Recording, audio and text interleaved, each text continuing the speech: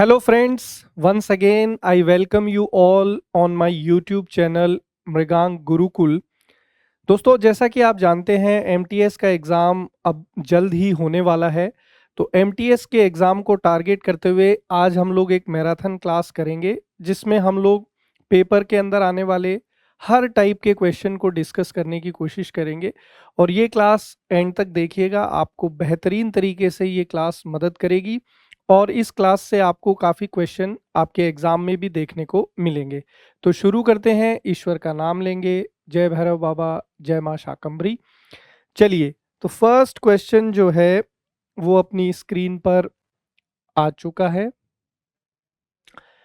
कह रहा है choose the correct meaning of the idiom. हमें यहाँ पर एक ईडियम दी हुई है जिसको हम लोग हिंदी में मुहावरा बोलते हैं, इसका मीनिंग बताना है। ईडियम है एज थिक एज थीव्स, ये यहाँ पर ईडियम है। तो इस ईडियम का मतलब होता है नजदीकी एवं वफादार।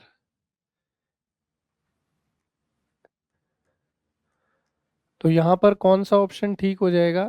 फर्स्ट ऑप्शन बिल्कुल ठीक हो जाएगा, वेरी क्लोज एंड लॉयल, कि कोई व्यक्ति आपके नज़दीक भी है और आपका वफादार भी है। सीक्रेटिव का मतलब होता है रहस्यमयी। सीक्रेटिव के लिए एक अच्छा वर्ड और हम लोग क्या यूज़ कर सकते हैं? मिस्टीरियस, ये भी हम लोग यूज़ कर सकते हैं। नेक्स्ट है स्नीकी, ये भी एक इंपॉर्टेंट वर्ड है। स्नीकी का मतलब होता है कपटी। हम लोग बोल सकते हैं कनिंग। एक अच्छा वर्ड हो जाएगा क्राफ्टी,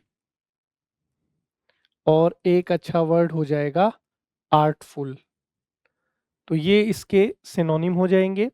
नेक्स्ट वर्ड है क्वाइट। क्वाइट का मतलब आप जानते हैं साइलेंट, शांत बोलते हैं। तो फर्स्ट जो इडियम है एज थिक एज थीव्स, इसका मतलब होता है नजदीकी एवं वफादार। आगे बढ़ते हैं, नेक्स्ट क्वेश्चन।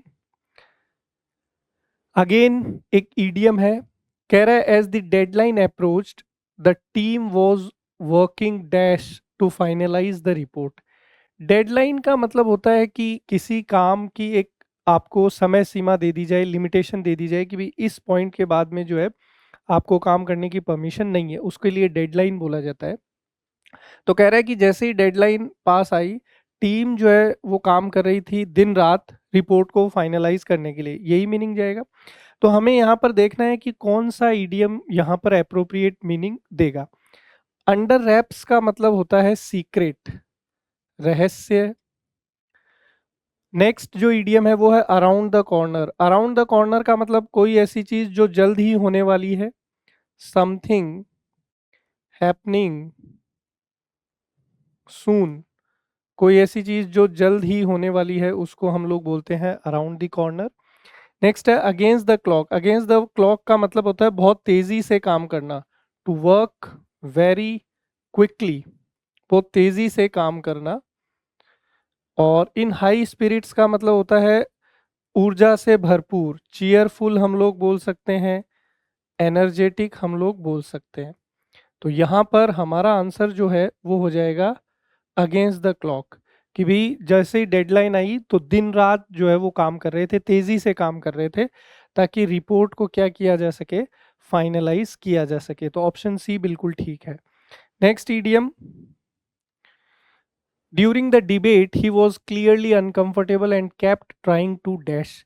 कह रहा है कि जब डिबेट चल रहा था, वाद विवाद चल रहा था, तो उसको देख के साफ साफ लग रहा था कि वो अनकंफर्टेबल, असहज महसूस कर रहा है, और वो लगातार कोशिश कर रहा था। किस चीज़ की कोशिश कर रहा था? कौन सा ईडियम यहाँ ठीक होगा वो हमें बताना है।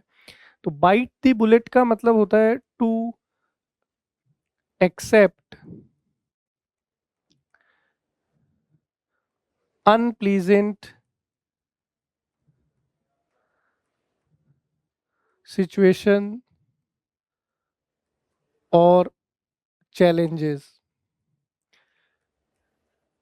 दुखद परिस्थितियों का या चुनौतियों का सामना करना, उसको हम लोग बोलते हैं bite the bullet. Face the music का मतलब होता है to get or accept painful consequences of one's action। अपने कर्मों का दुखद परिणाम भुगतना या भोगना, उसको हम लोग बोलते हैं फेस द म्यूजिक। नेक्स्ट है बीट अराउंड द बुश। इसका मतलब होता है घुमा फिरा कर बात करना, to speak in a round about manner. घुमा फिरा कर बात करना या इररेलेवेंट बात करना, उसको हम लोग बोलते हैं beat around the bush. Let the cat out of the bag. इसका मतलब होता है रहस्य उजागर करना, टू रिवील अ सीक्रेट। तो यहाँ पर साफ साफ नजर आ रहा है कि डिबेट के अंदर वो जो है अनकंफर्टेबल था। तो जब आप अनकंफर्टेबल हैं, जवाब नहीं देना चाह रहे, तो आप बातों को गोल गोल घुमाएंगे। तो यहाँ पर सबसे ठीक ईडियम कौन सा हो जाएगा? ऑप्शन सी हो जाएगा, to beat around the Bush.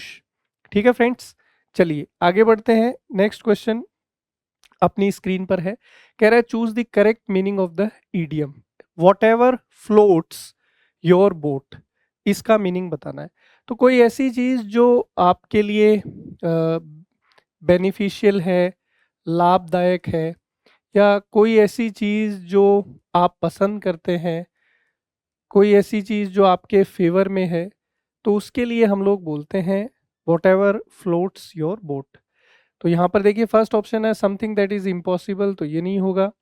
Something that is easy to do, कोई ऐसी चीज जो करने में आसान है, तो ये भी नहीं होगा। Something that is universally accepted, कोई ऐसी चीज जो सार्वभौमिक रूप से स्वीकार की गई है, ये भी नहीं होगा। Something that makes you happy, कोई ऐसी चीज जो आपके पक्ष में है, आपके लिए लाभदायक है, जो आपको पसंद है, और जो कोई ऐसी चीज जिससे आपको खुशी मिले, तो यहाँ पर डी ठीक है, something that makes you happy, कोई ऐसी चीज जो आपको खुश करे। आगे बढ़ते हैं। नेक्स्ट कह रहा है choose the correct meaning of the idiom mum's the word. इस ईडियम का मीनिंग हमें बताना है। तो इस ईडियम का मीनिंग होता है दोस्तों चुप रहना, या हम लोग बोल सकते हैं शांत रहना। तो यहाँ पर अपना कौन सा ऑप्शन हो जाएगा? कीप क्वाइट, यही ऑप्शन ठीक हो जाएगा। स्पीक लाउडली का मतलब हो जाएगा शोर करना। स्टे न्यूट्रल, न्यूट्रल का मतलब होगा कि भाई आप कोई पक्ष नहीं ले रहे, बीच के अंदर हैं, ना तो लेफ्ट में है ना राइट में। गॉसिप का मतलब होता है चुगली करना, किसी के पीठ पीछे बातें करना। तो ऑप्शन ए यहाँ हमारा ठीक है। आगे बढ़ते हैं। नेक्स्ट क्वेश्चन है, अगेन एक ईडियम है एट सिक्सेज एंड सेवन, इसका हमें मीनिंग बताना है। तो एट सिक्सेज एंड सेवंस का मीनिंग होता है दोस्तों अस्त व्यस्त हो जाना। आप बोल सकते हैं टोटल कंफ्यूजन,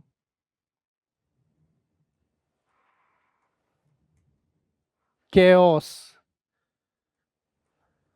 हिंदी में हम लोग इसको बोल सकते हैं अस्त व्यस्त, चारों तरफ जो है व्यवस्था बिगड़ जाना।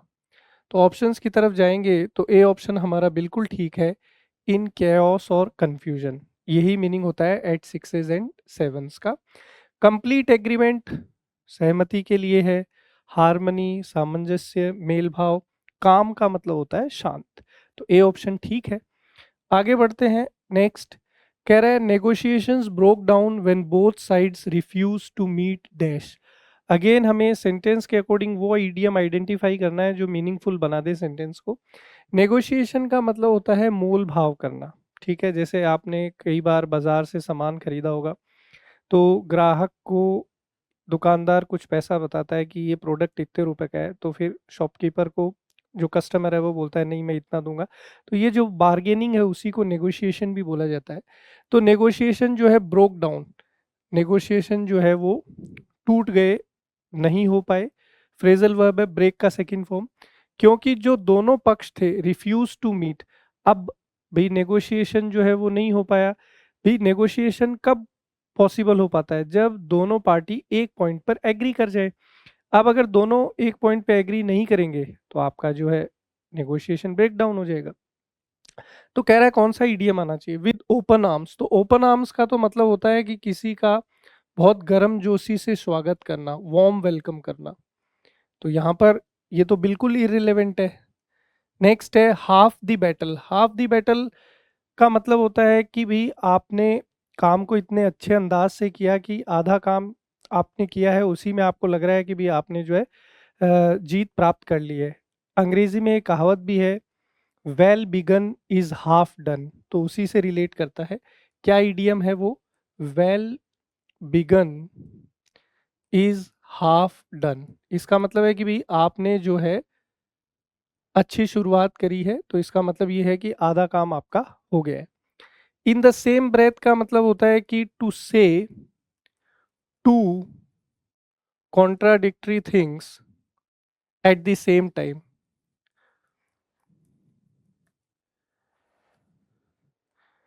इसका मतलब ये हुआ कि एक ही समय पे दो अलग अलग बातें करना, एक ही समय पे दो अलग अलग बातें करना, और ऐसी बातें करना जिनका आपस में कोई कनेक्शन नहीं हो, उसी को बोलते हैं in the same breath. Halfway का मतलब होता है कि भी आप जो है किसी एक कॉमन पॉइंट पे नहीं पहुंच पाए। तो यहाँ पर यही सबसे ठीक होगा कि नेगोशिएशंस जो है वो बीच में ही टूट गए। क्यों? क्योंकि दोनों पक्ष जो है वो किसी बात पर सहमत नहीं हुए। किसी बात पर क्या नहीं हुए? सहमत नहीं हुए, एग्री नहीं हुए। Refuse to meet halfway, तो किसी कॉमन पॉइंट पे एग्री नहीं किया तो नहीं हुआ नेगोशिएशन। तो डी हमारा यहाँ पर ठीक होगा। आगे बढ़ते हैं, नेक्स्ट क्वेश्चन है।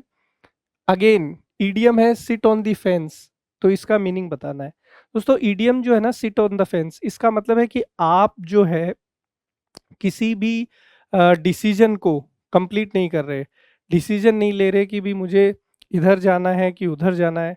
ठीक है, डिसीजन लेने में आपको फियर है, भय है, तो इस सिचुएशन को बोलते हैं सिट ऑन द फेंस। मतलब आप जो है बेसिकली न्यूट्रल अपनी पोजीशन शो करना चाह रहे हैं, नॉट टेकिंग डिसीजन, निर्णय नहीं ले रहे हैं। तो ऐसी जो सिचुएशन होती है उसके लिए हम लोग बोलते हैं सिट ऑन द फेंस। तो यहाँ पर फर्स्ट ऑप्शन है to be very decisive about a matter, किसी मुद्दे पर बहुत निर्णयात्मक होना, तो ये तो नहीं होगा। To refuse to give an opinion और टेक अ साइड, ये बिल्कुल हो सकता है कि भी आप जो है अपना मत प्रकट नहीं कर रहे और कोई पक्ष नहीं ले रहे, तो यही आंसर हो जाएगा सिट ऑन द फेंस का, कि आप डिसीजन नहीं ले रहे, पक्ष नहीं ले रहे। थर्ड है to carefully choose a position, position को चूज करना, ये भी नहीं होगा। कह रहे टू बी इन न्यूट्रल, ये ठीक है कि न्यूट्रल हो सकते। रिलैक्स्ड पोजीशन, ये रिलैक्स पोजीशन नहीं है भाई, आप जो है फियर में है, डर में है, क्योंकि भी आप डिसीजन लेने में असहज महसूस कर रहे हैं, अनकंफर्टेबल है। तो रिलैक्स नहीं है, अनकंफर्टेबल है, तो इसलिए डी भी गलत हुआ। सबसे ठीक कौन सा है? ऑप्शन बी है। चलिए आगे बढ़ते हैं, नेक्स्ट। कह रहा है despite numerous setbacks she remained optimistic and continued to dash. Setback का मतलब होता है फेलियर, तो कह रहा है बहुत सारी असफलता के बावजूद शी रिमेन्ड ऑप्टिमिस्टिक, ऑप्टिमिस्टिक का मतलब होता है आशावादी। She was full of hopes, बहुत सारे फेलियर उसको मिले but still she was hopeful, उसको उम्मीद थी। और एंड कंटिन्यू टू डैश, और उसने क्या चीज करना जारी रखा। Turn over a new leaf का मतलब होता है कि अपने व्यवहार को बदल लेना, टू चेंज बिहेवियर, और अच्छे के लिए। पहले आपका बिहेवियर जो है वो ठीक नहीं था, तो उसको अच्छा करने के कॉन्टेक्स्ट में आपने बिहेवियर को चेंज किया है। Keep her nose to the grindstone, इसका मतलब होता है मेहनत करते रहना, टू कीप वर्किंग हार्ड, लगातार मेहनत करते रहना। Throw caution to the wind का मतलब होता है थोड़ा लापरवाह हो जाना, टू बी केयरलेस। और पुल द प्लग का मतलब होता है किसी चीज को रोक देना, टू स्टॉप सम वर्क, किसी काम को रोक देना। तो यहाँ पर अगर ऑप्शन के अकॉर्डिंग चेक करें तो कौन सा ईडियम ठीक हो सकता है? कह रहा है लगातार असफल होने के बावजूद वो ऑप्टिमिस्टिक रही और क्या करती रही? मेहनत करती रही। तो यहाँ पर बी जो है वो हमारा एप्रोप्रिएट आंसर होगा। ठीक है फ्रेंड्स, चलिए आगे बढ़ते हैं। Next, due to the budget cuts the organization had to operate strictly dash. अभी अभी बजट आया है हिंदुस्तान का भी, तो बजट यहाँ पर कट किया गया है, मतलब बजट बजट में कटौती की गई है, कमी की गई है। तो अब कमी की गई है तो ऑर्गेनाइजेशन को स्ट्रिक्टली काम करना पड़ेगा। और जो भी एक्सपेंसेस है, खर्चे, उनको कम करना पड़ेगा। तो कौन सा ईडियम हो सकता है? इन ए नट सेल का मतलब होता है इन ब्रीफ और कॉन्साइज, मतलब संक्षिप्त में या शॉर्ट में किसी चीज को कहना या बोलना। ऑन ए शू स्ट्रिंग का मतलब होता है टू स्पेंड लेस मनी, कम खर्चा करना या कम पैसे में काम करना। विद फ्लाइंग कलर्स का मतलब होता है सफल होना, टू बी सक्सेसफुल। नेक्स्ट है under the radar. Under the radar का मतलब होता है कि भी आप जो है हैवी क्रिटिसिज्म के अंदर है, काफी आपकी आलोचना हो रही है। तो यहाँ पर कौन सा ईडीएम ठीक होगा? तो बजट कट हुआ है तो ऑर्गेनाइजेशन को जो है कम पैसे में काम करना पड़ेगा, कम खर्चा करना पड़ेगा। तो ऑन अ शू स्ट्रिंग ये हमारा सबसे एप्रोप्रिएट ईडीएम यहाँ पर होगा। अंडर द रडार का मतलब होता है बहुत ज़्यादा क्रिटिसिज्म होना, बहुत ज़्यादा आलोचना होना। आगे बढ़ते हैं। नेक्स्ट ईडियम हमारा है फॉलन ऑफ द रेडार। इस ईडियम का मीनिंग अपने को बताना है। तो फॉल ऑफ द रेडार का मतलब होता है कि किसी की नज़रों में ना आना, टू बी अननोटिस्ड, कि आपकी तरफ किसी का ध्यान नहीं है, कोई आपकी तरफ अट्रैक्टेड नहीं है, आकर्षित नहीं है, तो उसके लिए अपन बोलते हैं fall off the radar, to be unnoticed. तो यहाँ पर ऑप्शन बी जो है ये हमारा बिल्कुल ठीक हो जाएगा। आगे बढ़ते हैं। Next, identify the meaning of the phrase. अपने पास यहाँ पर एक फ्रेज है पेन इन द नेक, इसका मीनिंग बताना है। बहुत आसान है। पेन का मतलब होता है दर्द या पीड़ा, नेक का मतलब गर्दन। तो कई बार आपने हिंदी में सुना होगा कि ये चीज मेरे गले की हड्डी बन गई है, मतलब कोई ऐसी चीज जो आपको बहुत ज्यादा तकलीफ दे रही है, परेशान कर रही है। तो ऑप्शन डी हमारा बिल्कुल ठीक होगा। व्हेन समवन और समथिंग इज वेरी अनोइंग, और we can also say irritating. कोई ऐसी चीज जो आपको बहुत ज्यादा परेशान करे, दुखी करे, तो उसको हम लोग बोल सकते हैं पेन इन द नेक। आगे बढ़ते हैं। नेक्स्ट अपना जो है ईडियम पूछा है, कह रहा है the manager dismiss the idea outright calling it dash. जो मैनेजर है उसने आइडिया को कंप्लीटली जो है रिजेक्ट कर दिया। क्यों? ए storm in a tea cup, something very trivial and makes you angry. कोई ऐसी चीज जो बहुत ज्यादा तुच्छ है, इनसिग्निफिकेंट है, यूजलेस है, और जिस चीज से आपको नाराजगी हो, उसके लिए बोला जाता है storm in a tea cup. Not in the dark. In the dark का मतलब होता है नॉट इन्फॉर्म्ड, कि भी आप जो है अंधेरे में है, आपके पास जानकारी नहीं है, यू आर नॉट इन्फॉर्म्ड, उसके लिए बोला जाता है इन द डार्क। तो यहाँ नॉट लगा हुआ है, मतलब कि भी आपके पास इंफॉर्मेशन है, मीनिंग चेंज हो जाएगा। बट जो रियल ईडियम है वो है इन द डार्क, इसका मतलब होता है नॉट इन्फॉर्म्ड। नेक्स्ट है ए बोन ऑफ कंटेंशन। इसका मतलब होता है झगड़े की जड़। इसको हम लोग बोलते हैं मैटर ऑफ डिस्प्यूट। और अगला है a blessing in disguise. Blessing in disguise का मतलब होता है कोई ऐसी चीज जो शुरू में तो आपको लग रहा है कि ये चीज बहुत खराब है, बेकार है, लेकिन लेटर ऑन वो चीज आपके लिए बेनिफिशियल साबित हो, तो उसके लिए बोला जाता है ए ब्लेसिंग इन डिसगाइज। तो यहाँ पर हमारा आंसर ऑप्शन ए हो जाएगा कि मैनेजर ने जो है आइडिया को कंप्लीटली रिजेक्ट कर दिया, और उसने कहा कि भाई ये चीज़ बहुत ज़्यादा ट्रिवियल है, यूजलेस है, तुच्छ है, और उससे उसको गुस्सा भी आ गया। तो ऑप्शन ए हमारा बिल्कुल ठीक है। अगला देखिए, कह रहा है choose the correct meaning of the idiom. यहाँ पर हमारे पास एक ईडियम है straight from the horse mouth, इसका मीनिंग बताना है। तो इसका मतलब होता है कि कोई ऐसी इंफॉर्मेशन जो आपको किसी अथॉरिटी से मिली है, रिलायबल सोर्स से मिली है। तो यहाँ पर ऑप्शन डी बिल्कुल ठीक होगा, फ्रॉम अ रिलायबल सोर्स। कोई ऐसी चीज जो आपको एकदम 100% अच्छे सोर्स से मिली है, जिसके अंदर कोई अफवाह जैसी चीज नहीं है। आगे बढ़ते हैं। नेक्स्ट, बाइट द बुलेट, ये पहले भी आ चुका है। बाइट द बुलेट का मतलब होता है कि अनप्लीजेंट सिचुएशन का सामना करना,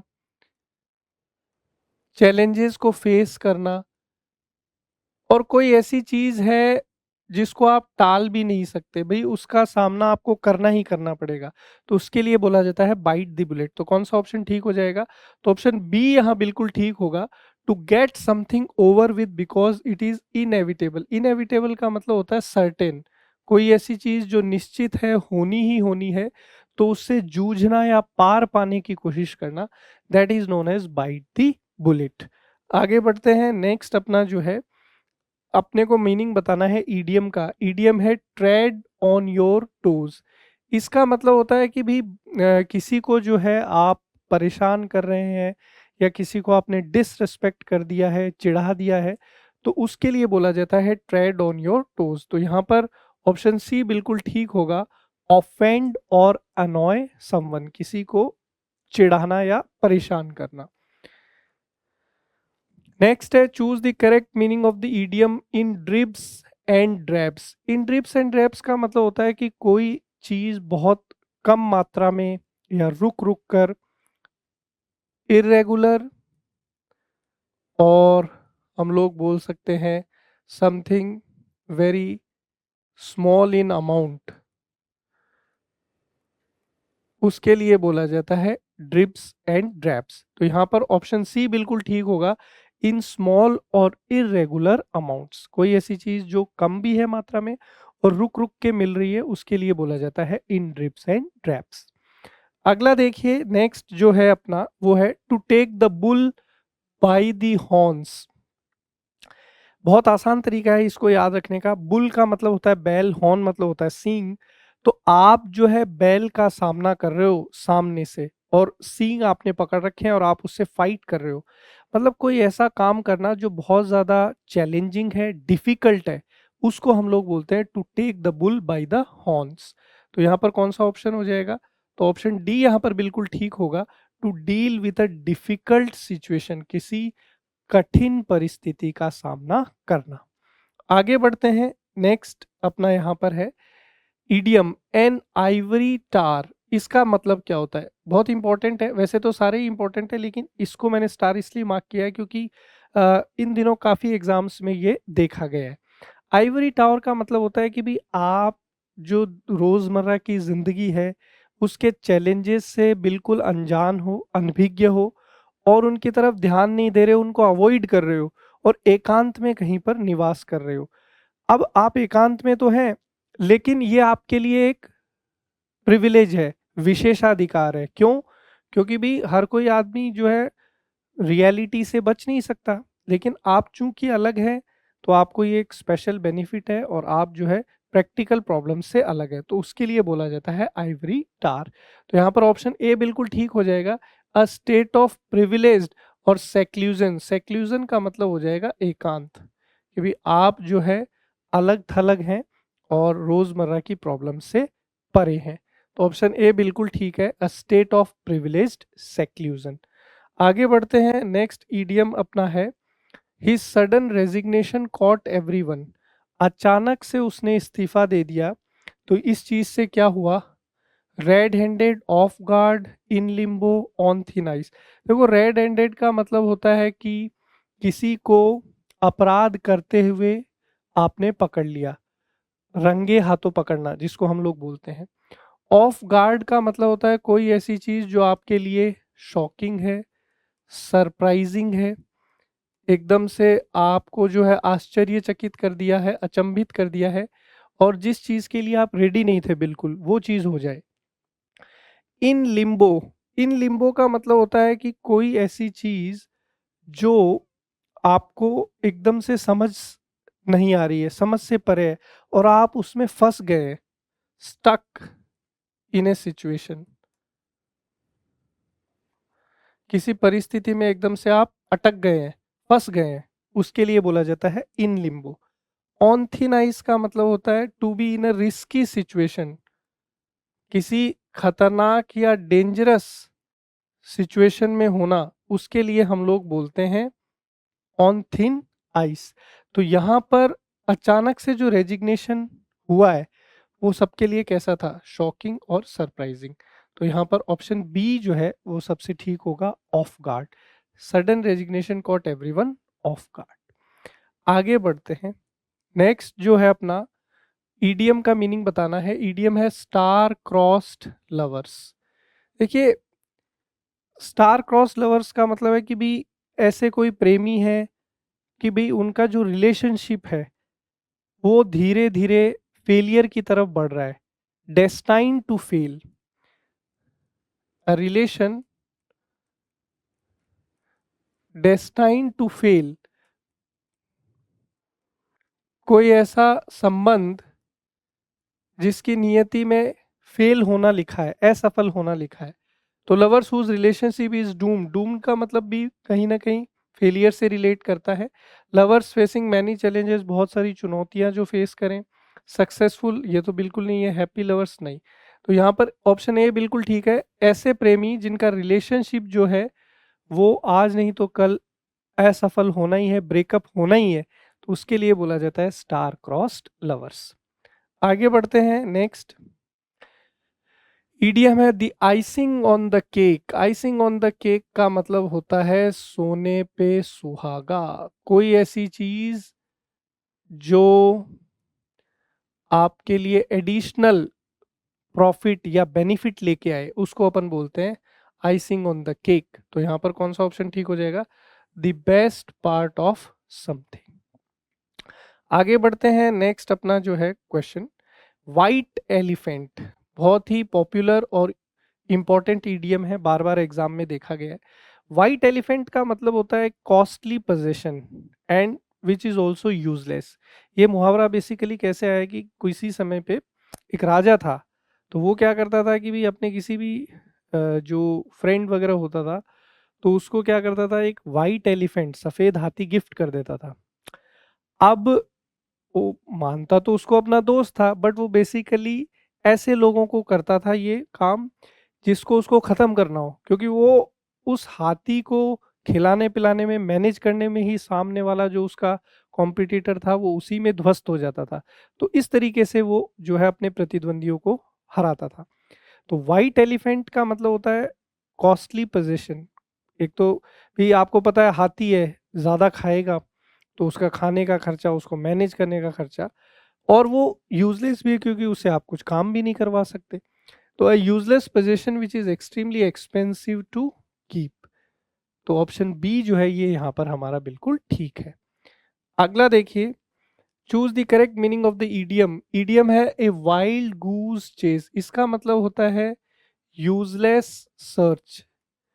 किसी चीज को आप खोज रहे हैं, उसके पीछे दिन रात आपने एक करी है, मेहनत कर रहे हैं, लेकिन उसका कोई रिजल्ट नहीं है, कोई उससे आपको फायदा नहीं हो रहा है, तो उसको बोला जाता है ए वाइल्ड गूस चेस। तो ऑप्शन बी बिल्कुल ठीक हो जाएगा, फ्यूटाइल और होपलेस परस्यूट। फ्यूटाइल का मतलब ही यूजलेस होता है, कोई ऐसी चीज जो बिल्कुल भी उपयोगी नहीं है। आगे बढ़ते हैं। नेक्स्ट जो है अपना कह रहा है all hands on the deck. All hands on the deck का मतलब होता है कि सब लोग मिलकर के काम करें। जितने भी लोग आपके ऑफिस में हैं, कार्यालय में हैं, सब लोग मिलकर के काम करें, तो उसको हम लोग बोलते हैं all hands on the deck. तो यहाँ पर ऑप्शन ए बिल्कुल ठीक है, एवरीवन वर्किंग टुगेदर। आगे बढ़ते हैं। नेक्स्ट जो है अपना कह रहा है the CEO resigned, it was just a dash. CEO ने रिजाइन कर दिया, अब ये क्या था? तो कौन सा ईडीएम यहाँ फिट हो रहा है, चेक करते हैं। दोस्तों कह रहा है can of worms. Can of worms का मतलब होता है सोर्स ऑफ प्रॉब्लम। कोई ऐसा स्रोत जहां से एक के बाद एक समस्याएं हमारे सामने आए, तो उसको हम लोग बोलते हैं can of worms. Slip of the tongue का मतलब होता है मिस्टेक वाइल स्पीकिंग। बोलते समय कोई गलती हो जाए तो उसको हम लोग बोलते हैं स्लिप ऑफ टंग। नेक्स्ट है रेड हेरिंग। रेड हेरिंग का मतलब होता है टू मिसलीड और मिसगाइड। किसी को धोखा देना, डिसीव करना, मिसगाइड करना, मिसलीड करना, गलत इंफॉर्मेशन पास ऑन करना, उसको बोलते हैं रेड हेरिंग। तो ऐसा क्यों किया जाता है? ताकि मेन जो मुद्दा है, मेन जो इश्यू है, उससे आपको भटकाया जा सके। जैसे हमारी सरकार क्या करती है, जब भी युवा रोजगार की बात करता है, अच्छे इंफ्रास्ट्रक्चर की बात करता है, अस्पताल की बात करता है और चीज़ों की बात करता है, तो सरकार बोलती है हिंदू खतरे में है, जय श्री राम, और ये नारा दे देता है, और वो फिर बाकी फिर अपने जो नौजवान है उस दिशा में चले जाते हैं। तो वो क्या करते हैं, that is known as red herring, कि आप जो है मेन इशू से लोगों को भटका रहे हैं, मिसलीड कर रहे हैं, डिसीव कर रहे हैं, मिसगाइड कर रहे हैं।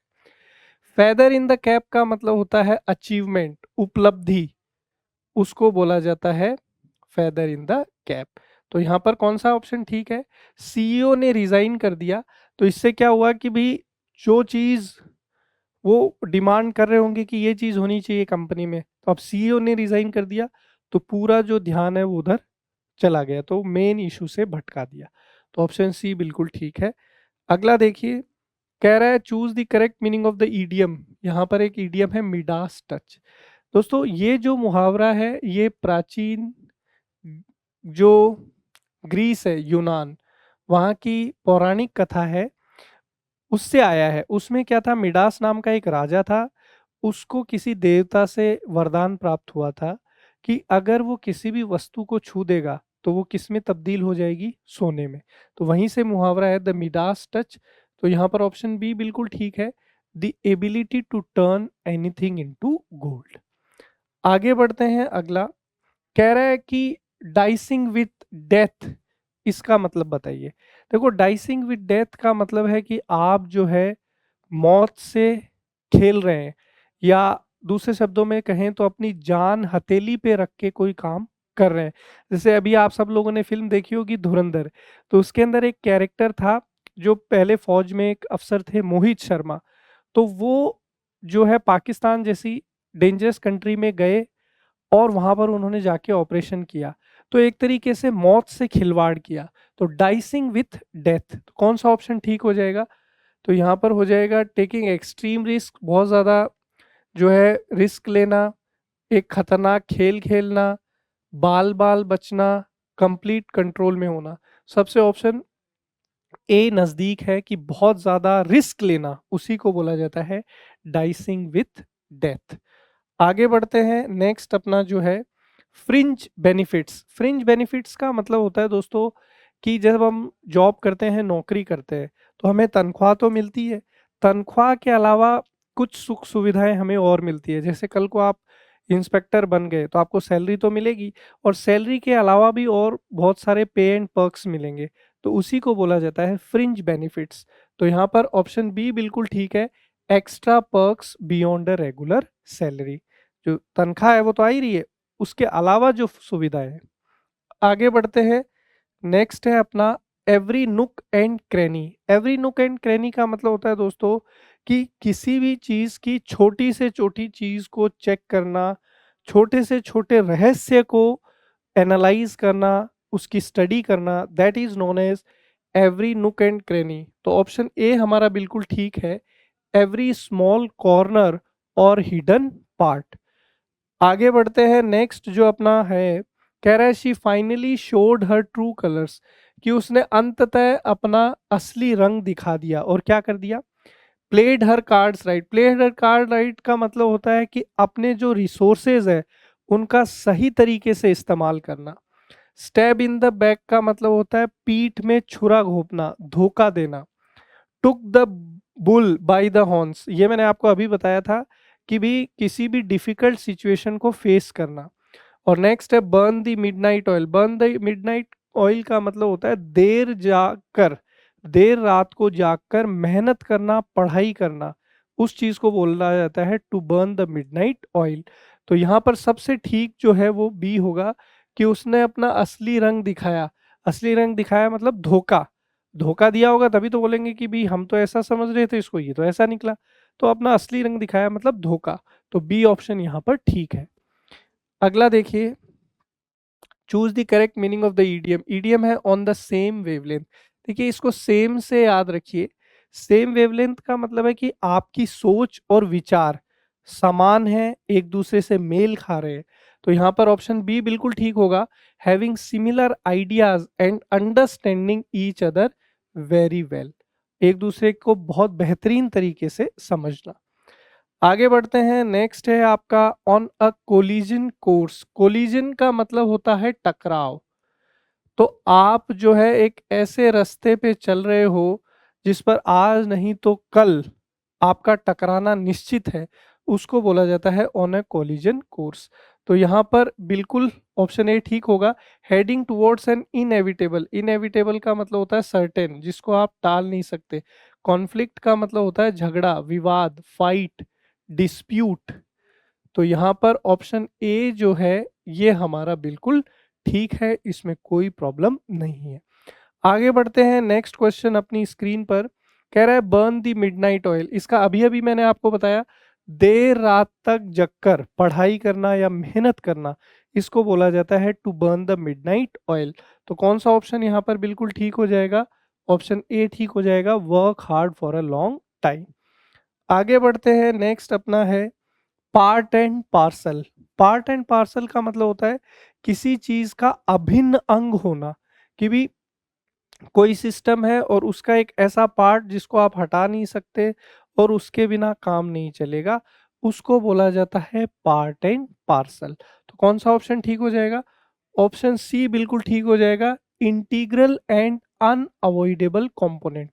कोई ऐसा कंपोनेंट या हिस्सा जो आपने अगर हटा दिया तो जो आपका सिस्टम है वो काम नहीं करेगा, उसको बोलते हैं पार्ट एंड पार्सल। तो सी ठीक हो गया। आगे बढ़ते हैं, नेक्स्ट है वैक्स्ड एंड वेन्ड। वैक्स्ड एंड वेन्ड का मतलब होता है किसी चीज का बढ़ना या कम होना, किसी चीज का फैलना और सिकुड़ना। तो इसके लिए इंक्रीज एंड डिक्रीज भी बोल सकते हैं। एक इसके लिए एक्सपेंशन एंड कॉन्ट्रैक्शन ये भी बोला जाता है। एक्सपेंशन एंड कॉन्ट्रैक्शन, किसी चीज का फैलना और फिर सिकुड़ना। तो ऑप्शन ए हमारा यहाँ पर बिल्कुल ठीक है। आगे बढ़ते हैं, नेक्स्ट अपना आ गया है सी आई to I. C I to आई, अब जब हम लोग किसी से झूठ बोल रहे होते हैं या किसी से एग्री नहीं कर रहे होते, तो नॉर्मल कम्युनिकेशन में भी क्या होता है कि हम नजरें चुराते हैं, नीचे करते हैं या इधर उधर देखेंगे, बात नहीं करेंगे। लेकिन आंखों में आंखें डालकर अगर किसी से बात कर रहे हैं, मतलब हम लोग उससे सहमत है, एग्री है, हम पसंद कर रहे हैं उसकी कही हुई बात को। तो यहाँ पर बिल्कुल डी ऑप्शन ठीक हो जाएगा, एग्री फुली। आगे बढ़ते हैं, नेक्स्ट अपना है out and about. Out and about का मतलब होता है लोगों से मिलना जुलना, दोस्ती करना, काम करना, समाज में जाना। तो ऑप्शन सी बिल्कुल ठीक है, active and socializing. Next idiom की तरफ बढ़ते हैं। आपको दिया हुआ है शी टुक द क्रिटिसिज्म, उसने आलोचना को लिया। कैसे लिया आलोचना को? At face value. At face value का मतलब होता है कि जो चीज जैसी है उसको वैसा ही स्वीकार कर लेना, उसमें ज्यादा कमी नहीं निकालना, नुक्ताचीनी नहीं करना। With a grain of salt. With a grain of salt का मतलब होता है कि किसी चीज को कंफ्यूजन के साथ देखना।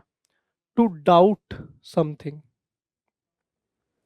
किसी चीज पर संदेह करना, किसी चीज पर आपको कंफ्यूजन है, डाउट है, तो उसके लिए बोला जाता है with a grain of salt. In STRIDE का मतलब होता है कि किसी चीज को आप जो है पॉजिटिवली एक्सेप्ट कर रहे हैं, किसी डिफिकल्ट सिचुएशन को कामली एक्सेस कर रहे हैं, एक्सेप्ट कर रहे हैं, उसको बोला जाता है इन स्ट्राइड। आउट ऑफ कॉन्टेक्स्ट मतलब कोई ऐसी चीज जो एकदम से निकल के आई है, इररिलेवेंट है और दूर दूर तक उसका कोई कनेक्शन नहीं है। तो यहाँ पर उसने क्रिटिसिज्म को कैसा लिया? पॉजिटिव तरीके से एक्सेप्ट किया, कामली एक्सेप्ट किया, और ज़्यादा जो है उससे निराश नहीं हुई। तो यहाँ पर ऑप्शन सी बिल्कुल ठीक हो जाएगा कि she took the criticism in stride. आगे बढ़ते हैं, नेक्स्ट है अपना look before you leap. Leap का मतलब होता है छलांग। तो छलांग लगाने से पहले देखना, मतलब कि कोई आप डिसीजन ले रहे हैं तो डिसीजन लेने से पहले आप उसके कॉन्सिक्वेंसेस, उसके जो रिजल्ट है उसके बारे में भी सोच रहे हैं, that is known as look before you leap. तो ऑप्शन बी बिल्कुल ठीक होगा, analyze consequences before decision, decision से पहले परिणाम को एनालाइज करना। अगला देखिए, नेक्स्ट है below the belt. Below the belt का मतलब होता है किसी से मिसबिहेव करना, किसी का डिसरेस्पेक्ट करना, किसी को अब्यूज करना। तो यहाँ पर ऑप्शन डी बिल्कुल ठीक हो जाएगा, अनफेयर बिहेवियर। अगला देखिए, नेक्स्ट है अपना चॉक एंड चीज। चॉक एंड चीज का मतलब होता है कि कोई ऐसी चीज जो दिखने में तो एक जैसी है बट कंप्लीटली डिफरेंट है। कैसे? जैसे चीज है उसका कलर वाइट होता है, चौक जैसे बोर्ड पे लिखते थे चौक से, स्कूल में देखा होगा आपने, वो भी वाइट होती है। अब चीज और चौक का कलर तो वाइट है लेकिन दोनों का कैरेक्टर बिल्कुल डिफरेंट है। तो यहाँ पर कंप्लीटली डिफरेंट, ऑप्शन डी जो है ये आपका यहाँ करेक्ट आंसर होगा। अगला देखिए, अनएक्सपेक्टेड इवेंट।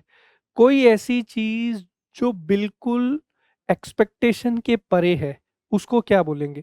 तो उसके लिए बोला जाता है आउट ऑफ द ब्लू। अचानक से कोई चीज हो जाए, सडन कोई चीज है, तो उसके लिए बोला जाता है out of the blue. Behind close doors, कोई ऐसी चीज जो आपके लिए प्राइवेट है, सीक्रेट है, उसके लिए बोला जाता है behind close doors. Under fire, under fire का भी मतलब होता है कि चारों तरफ से आप पे जो है एक तरीके से अटैक, आक्रमण हो रहा है। शब्दों का आक्रमण हो सकता है, हथियारों का आक्रमण हो सकता है, क्रिटिसिज्म के लिए भी बोला जाता है। ऑफ द वॉल का मीनिंग क्या है? अपरंपरागत, अनकन्वेंशनल। ये आपका मीनिंग है किसका? ऑफ द वॉल का। चलिए, तो यहां पर हमारा आंसर कौन सा हो जाएगा? ऑप्शन बी हमारा यहाँ पर करेक्ट आंसर हो जाएगा। आगे बढ़ते हैं, नेक्स्ट। अब यहाँ से जो क्वेश्चंस है वो चेंज हुए हैं। अभी तक हम लोग वोकेबलरी का एक पार्ट डिस्कस कर रहे थे, इडियम्स एंड फ्रेजेस, लोकोक्ति मुहावरे। अब हम लोग जो ग्रामर वाला पोर्शन है जहाँ पे हमें सेंटेंस में एरर फाइंड आउट करना होता है, उसके कुछ क्वेश्चंस डिस्कस करेंगे। तो आइए शुरू करते हैं। कह रहा है select the grammatical correct sentence from the given options. देखो यहाँ पर आपको सब जगह लिखा हुआ नजर आ रहा है ए लॉट ऑफ बुक या बुक्स। तो थोड़ा इसको समझ लेते हैं कि ये क्या कॉन्सेप्ट है। देखो, दो फ्रेजेस है जो आप लिख सकते हो।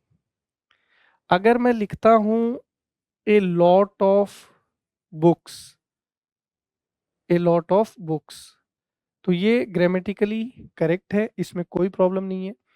दूसरा, अगर मैं आर्टिकल नहीं लेता हूं तो मैं लिख सकता हूं लॉट्स ऑफ बुक्स, ये भी अपने आप में ठीक है। तो या तो आप लिखिए ए लॉट ऑफ बुक्स। अब यहाँ पर कोई और भी नाउन हो सकता है, ठीक है, ए लॉट ऑफ बॉयज भी हो सकता है, ए लॉट ऑफ टॉयज भी हो सकता है, कुछ भी हो सकता है, X Y Z. Similarly we can write lots of, फिर आपका नाउन जो है वो प्लूरल फॉर्म में रहेगा। ठीक है, ये दो फ्रेजेस आप ध्यान रखिए, आपके बार बार काम आती रहेगी। अब पहला इसने कहा है ए लॉट ऑफ बुक्स, तो ये लिखा जा सकता है। दूसरा है ए लॉट ऑफ बुक, तो ये गलत हो गया, इसको चेक करने की जरूरत नहीं है, हमें करेक्ट बताना है। कह रहा है ए लॉट ऑफ बुक्स, ये पॉसिबल है। फोर्थ है ए लॉट ऑफ बुक्स, ये भी पॉसिबल है। फर्स्ट है a lot of books and notes place in order look most fascinating. Second तो चेक ही नहीं करना है। थर्ड है a lot of books and notes placed in order look fascinating. Fourth है a lot of books and notes placed on order. Placed on order नहीं होता, placed in order, मतलब जिसको प्रॉपरली आपने अरेंज करके रखा है। तो फोर्थ भी चला गया, सेकंड और फोर्थ गड़बड़ है, फर्स्ट और थर्ड में चेक करना है। तो ए lot of books and notes placed in order look most fascinating. देखिए, मोस्ट फैसिनेटिंग आप कंपैरिजन करें तब आपको यहाँ पर मोस्ट की रिक्वायरमेंट है, सुपरलेटिव डिग्री की तरह इसको इस्तेमाल किया जाता है।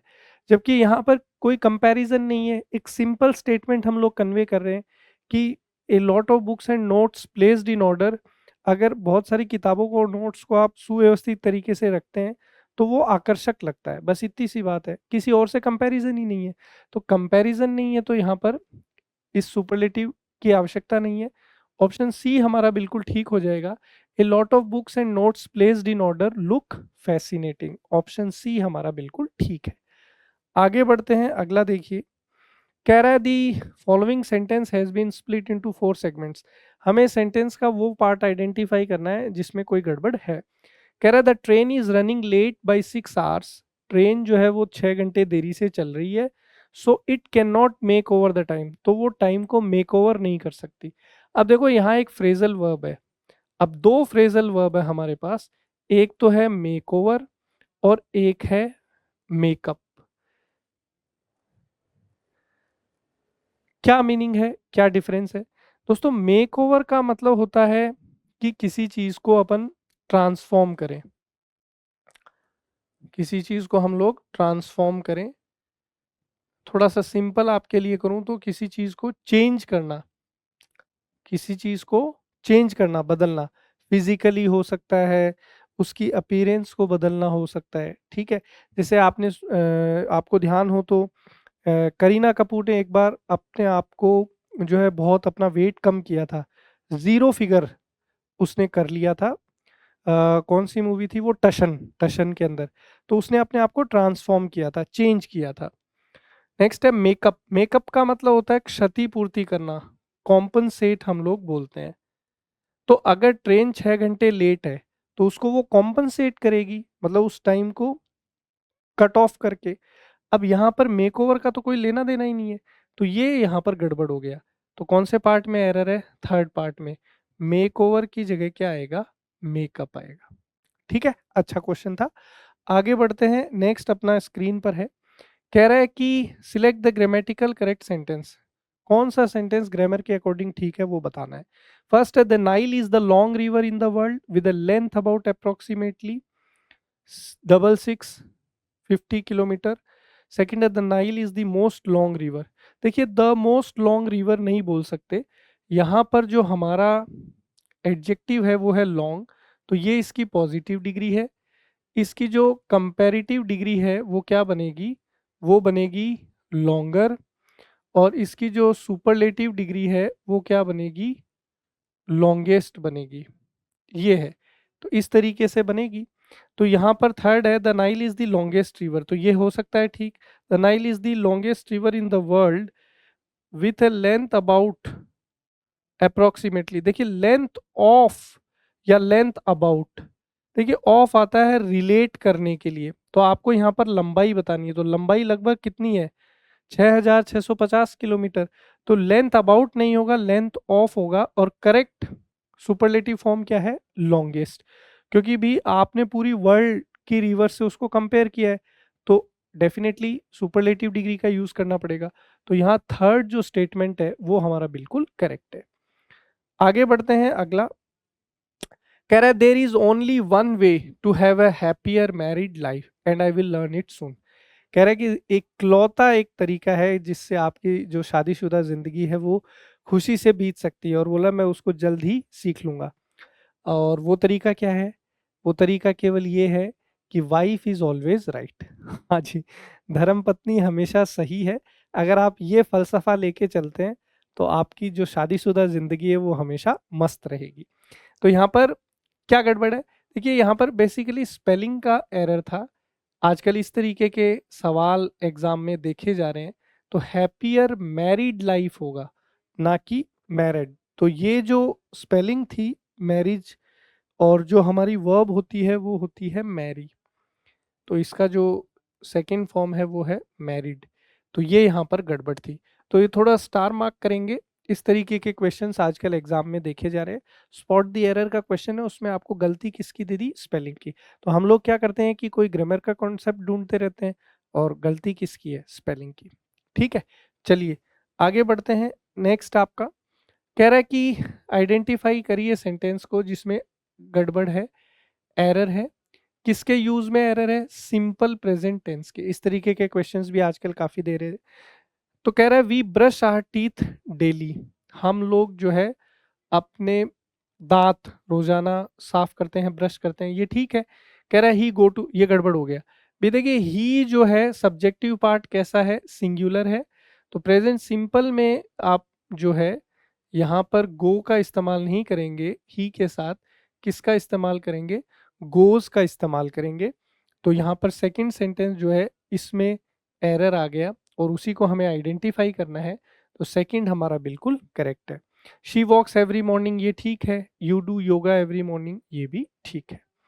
आगे बढ़ते हैं, नेक्स्ट अपना है When they left for Mexico, their house was in good condition than it is now। कह रहा है जब मेक्सिको के लिए वो गए थे तो उनका मकान जो है वो अच्छी स्थिति में है, देन इट इज नाउ, अभी जो है उससे बढ़िया स्थिति में था, ऐसा वो बोलना चाह रहा है। देखिए यहाँ पर गुड कंडीशन आपको आगे क्या दिख रहा है, देन दिख रहा है कि भाई जब वे मेक्सिको के लिए गए थे तो उनका जो घर था वो ज़्यादा बेहतर स्थिति में था बजाय कि अब। डेफिनेटली भी अब वहाँ कोई है नहीं तो देखभाल कौन करेगा।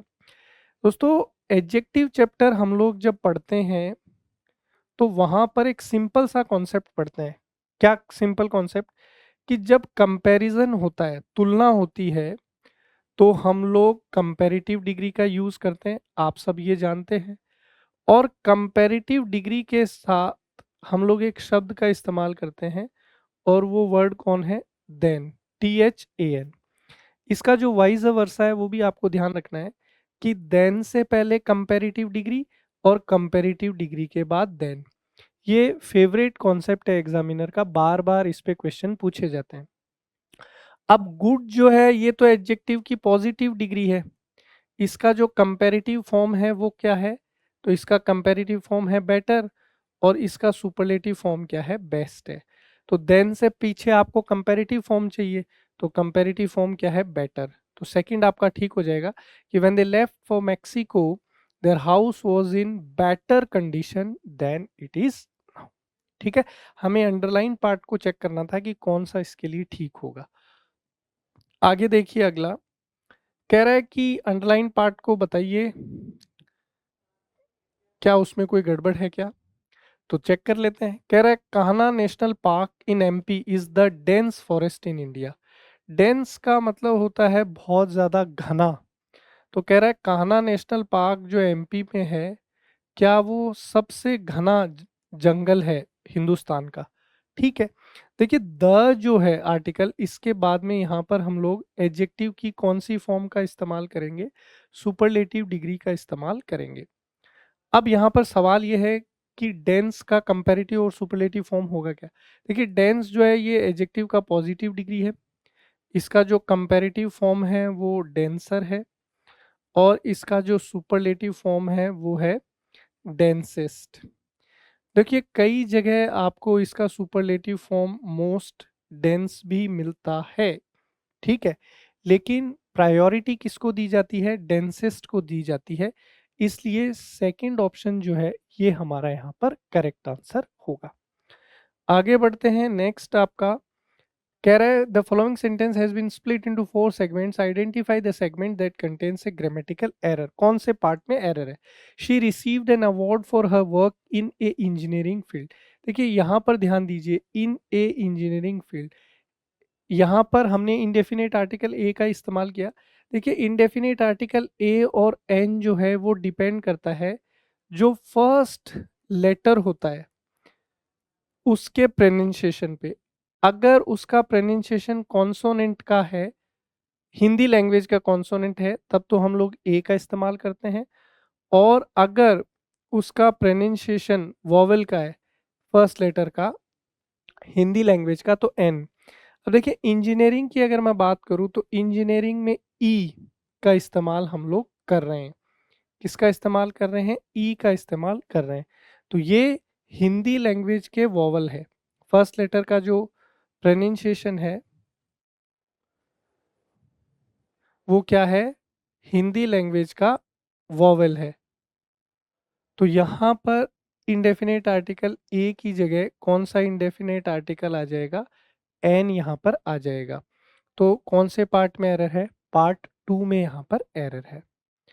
आगे देखिए, the following sentence has been split into segments, identify the segment that contains a grammatical error. वो पार्ट आइडेंटिफाई करना है जिसमें एरर है। कह रहा है he miss the college bus because he woke up unpardonably lately in the morning. कह रहा है कॉलेज बस क्यों मिस हुई, क्योंकि सुबह देरी से जागा था। देखो वोक अप, ये यहाँ पर फ्रेजल वर्ब है और इसमें वर्ब जो है वो है वोक। अब वर्ब को कौन क्वालिफाई करेगा, तो वर्ब को क्वालिफाई करेगा एडवर्ब। अब लेटली भी एडवर्ब है, लेकिन यहाँ पर जो एडवर्ब हमें चाहिए वो लेटली नहीं चाहिए। कौन सा एडवर्ब चाहिए, लेट चाहिए।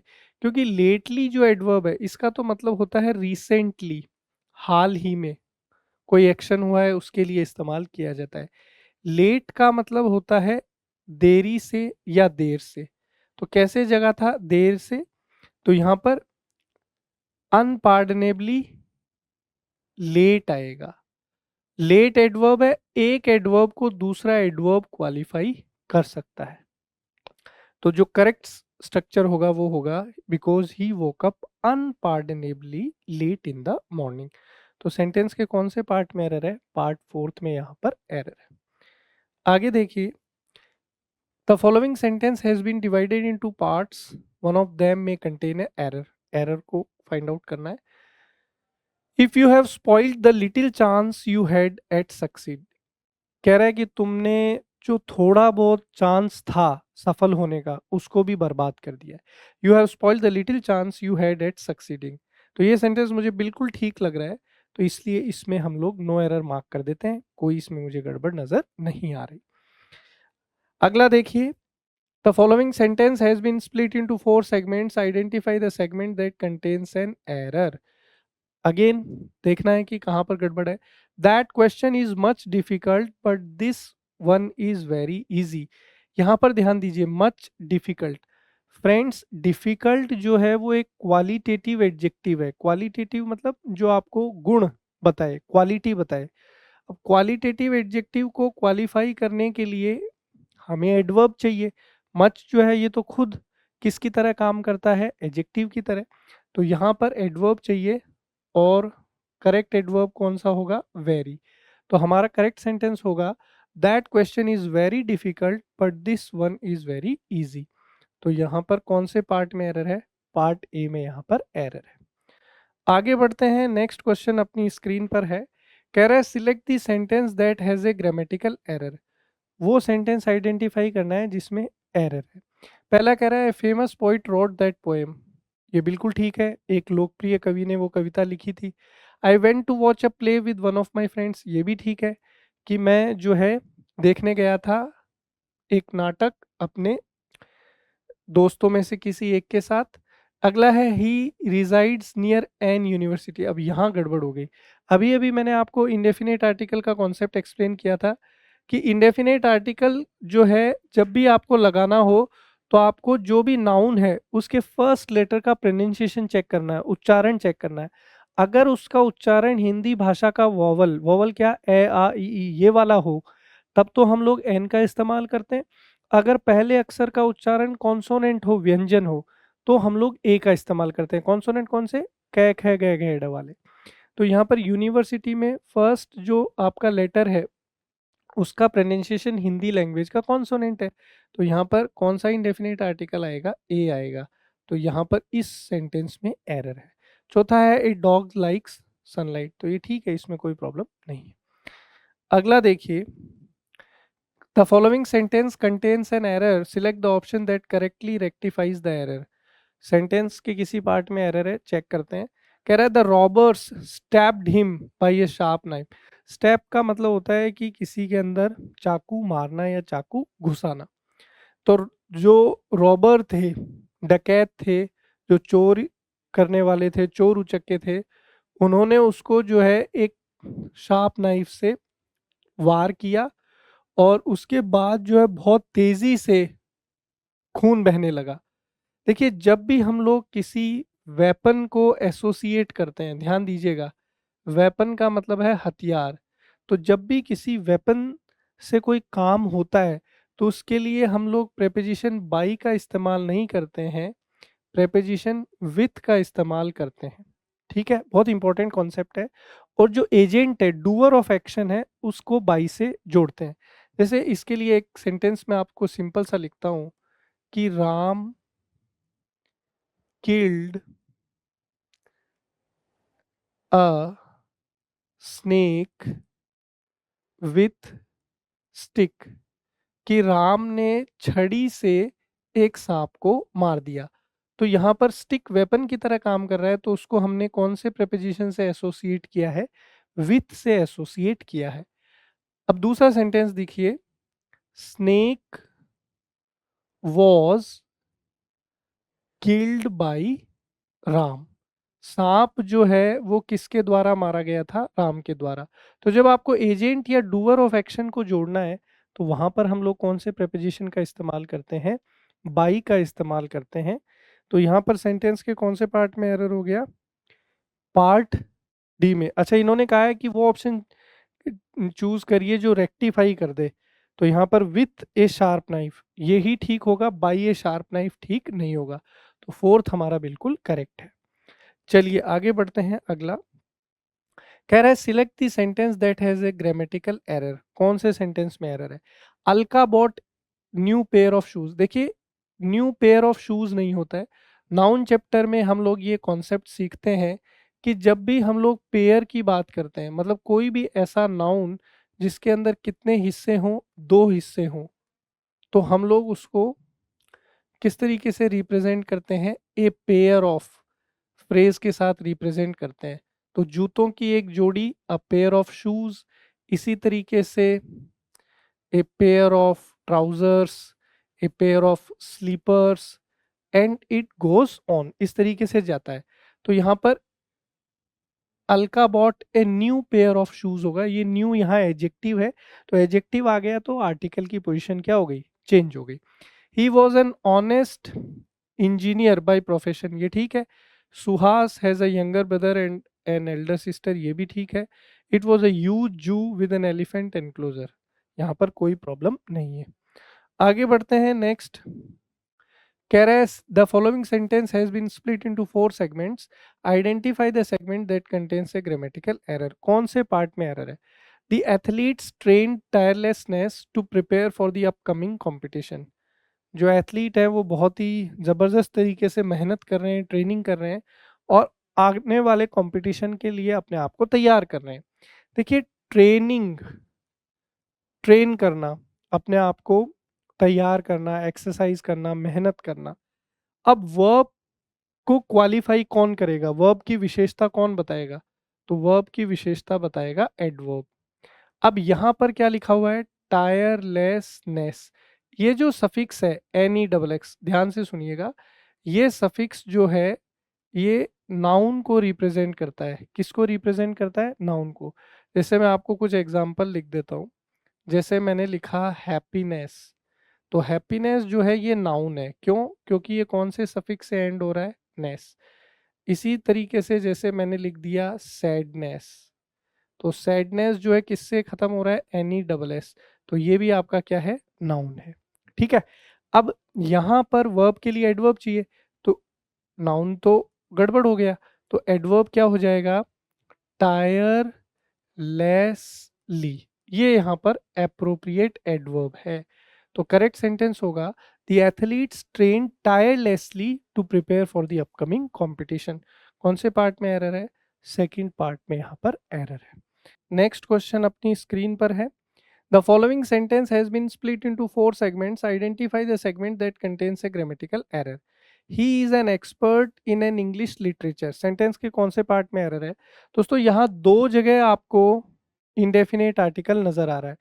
इंडेफिनेट आर्टिकल ए और एन लगाने के लिए एक कंडीशन ग्रामर में है कि ए और एन का यूज हमेशा सिंगुलर काउंटेबल नाउन से पहले किया जाता है। अब यहाँ पर एक्सपर्ट लिखा हुआ है, तो एक्सपर्ट जो है ये सिंगुलर काउंटेबल नाउन है, और एक्सपर्ट के अंदर फर्स्ट जो लेटर है उसका प्रोनाउंसिएशन हिंदी लैंग्वेज का वॉवेल भी है। तो यहाँ पर एन बिल्कुल ठीक है। आगे बढ़ते हैं। इन एन इंग्लिश लिटरेचर। देखिए, लिटरेचर जो है वो एक अनकाउंटेबल नाउन है।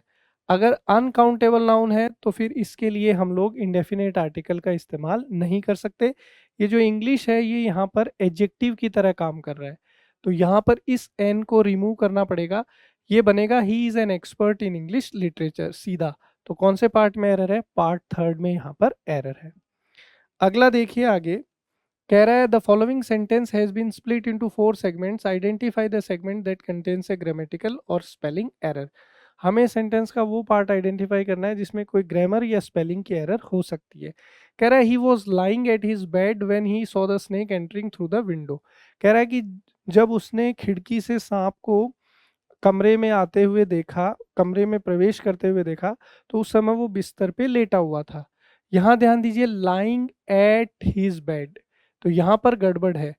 बिस्तर पर लेटने के लिए लाइंग एट नहीं होगा। देखिए बहुत सारे लोग जो है यहाँ पर ऑन लगाने की भी कोशिश करते हैं, लाइंग ऑन द बेड, लेकिन सबसे अप्रोप्रिएट क्या है, लाइंग इन द बेड। तो बेड पर लेटे रहने के लिए इन जो है सबसे अप्रोप्रिएट preposition होता है। तो करेक्ट बनेगा he was lying in his bed when he saw the snake entering through the window. तो यहाँ पर कौन से पार्ट में एरर है, पार्ट थर्ड में यहाँ पर एरर है। नेक्स्ट कह रहा है the following sentence has been split into 4 segments, identify the segment that contains a grammatical error. हमें सेंटेंस का वो पार्ट आइडेंटिफाई करना है जिसमें एरर है। कह रहा है she is learning to play the guitar to pursue her passion for the music. कह रहा है कि वो जो है गिटार बजाना सीख रही है क्योंकि वो अपने पैशन को कंटिन्यू करना चाहती है। उसका पैशन किसके लिए है, म्यूजिक के लिए। तो she is learning to play the guitar. अब गिटार जो है ये एक म्यूजिकल इंस्ट्रूमेंट है, इसको सेंटेंस में हम स्पेसिफाई कर रहे हैं, तो इसलिए हम लोग डेफिनेट आर्टिकल द लगाए। हम लोग जानते हैं कि डेफिनेट आर्टिकल द सेंटेंस में नाउन को स्पेसिफाई करता है। आगे कह रहा है to pursue her passion for the music. तो यहाँ पर ये म्यूजिक जो है, इससे पहले डेफिनेट आर्टिकल की यहाँ जरूरत नहीं है, क्योंकि भी म्यूजिक को स्पेसिफाई नहीं कर रहे हैं हम लोग। पैशन किसके लिए है, गिटार के लिए। Play the guitar to pursue her passion for music. तो म्यूजिक जो है इसके लिए हमें यहाँ पे डेफिनेट आर्टिकल की ज़रूरत नहीं है। तो इसलिए सेंटेंस के कौन से पार्ट में एरर हो गया, पार्ट फर्स्ट में यहाँ पर एरर हो गया। आगे देखिए, the following sentence has been divided into 4 segments, one of them contains an error, select the segment that contains the error from the given options. हमें वो पार्ट आइडेंटिफाई करना है जिसमें कोई एरर है। कह रहा है she has been speaking to him on this subject many times. देखिए यहाँ पर ये बहुत इंपॉर्टेंट एक फ्रेज आपको नजर आया, मैनी टाइम्स।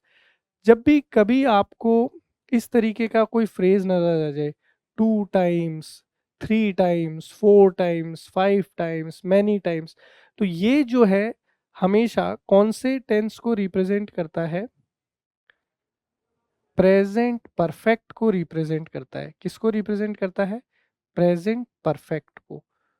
ठीक है, बहुत इंपॉर्टेंट कॉन्सेप्ट है।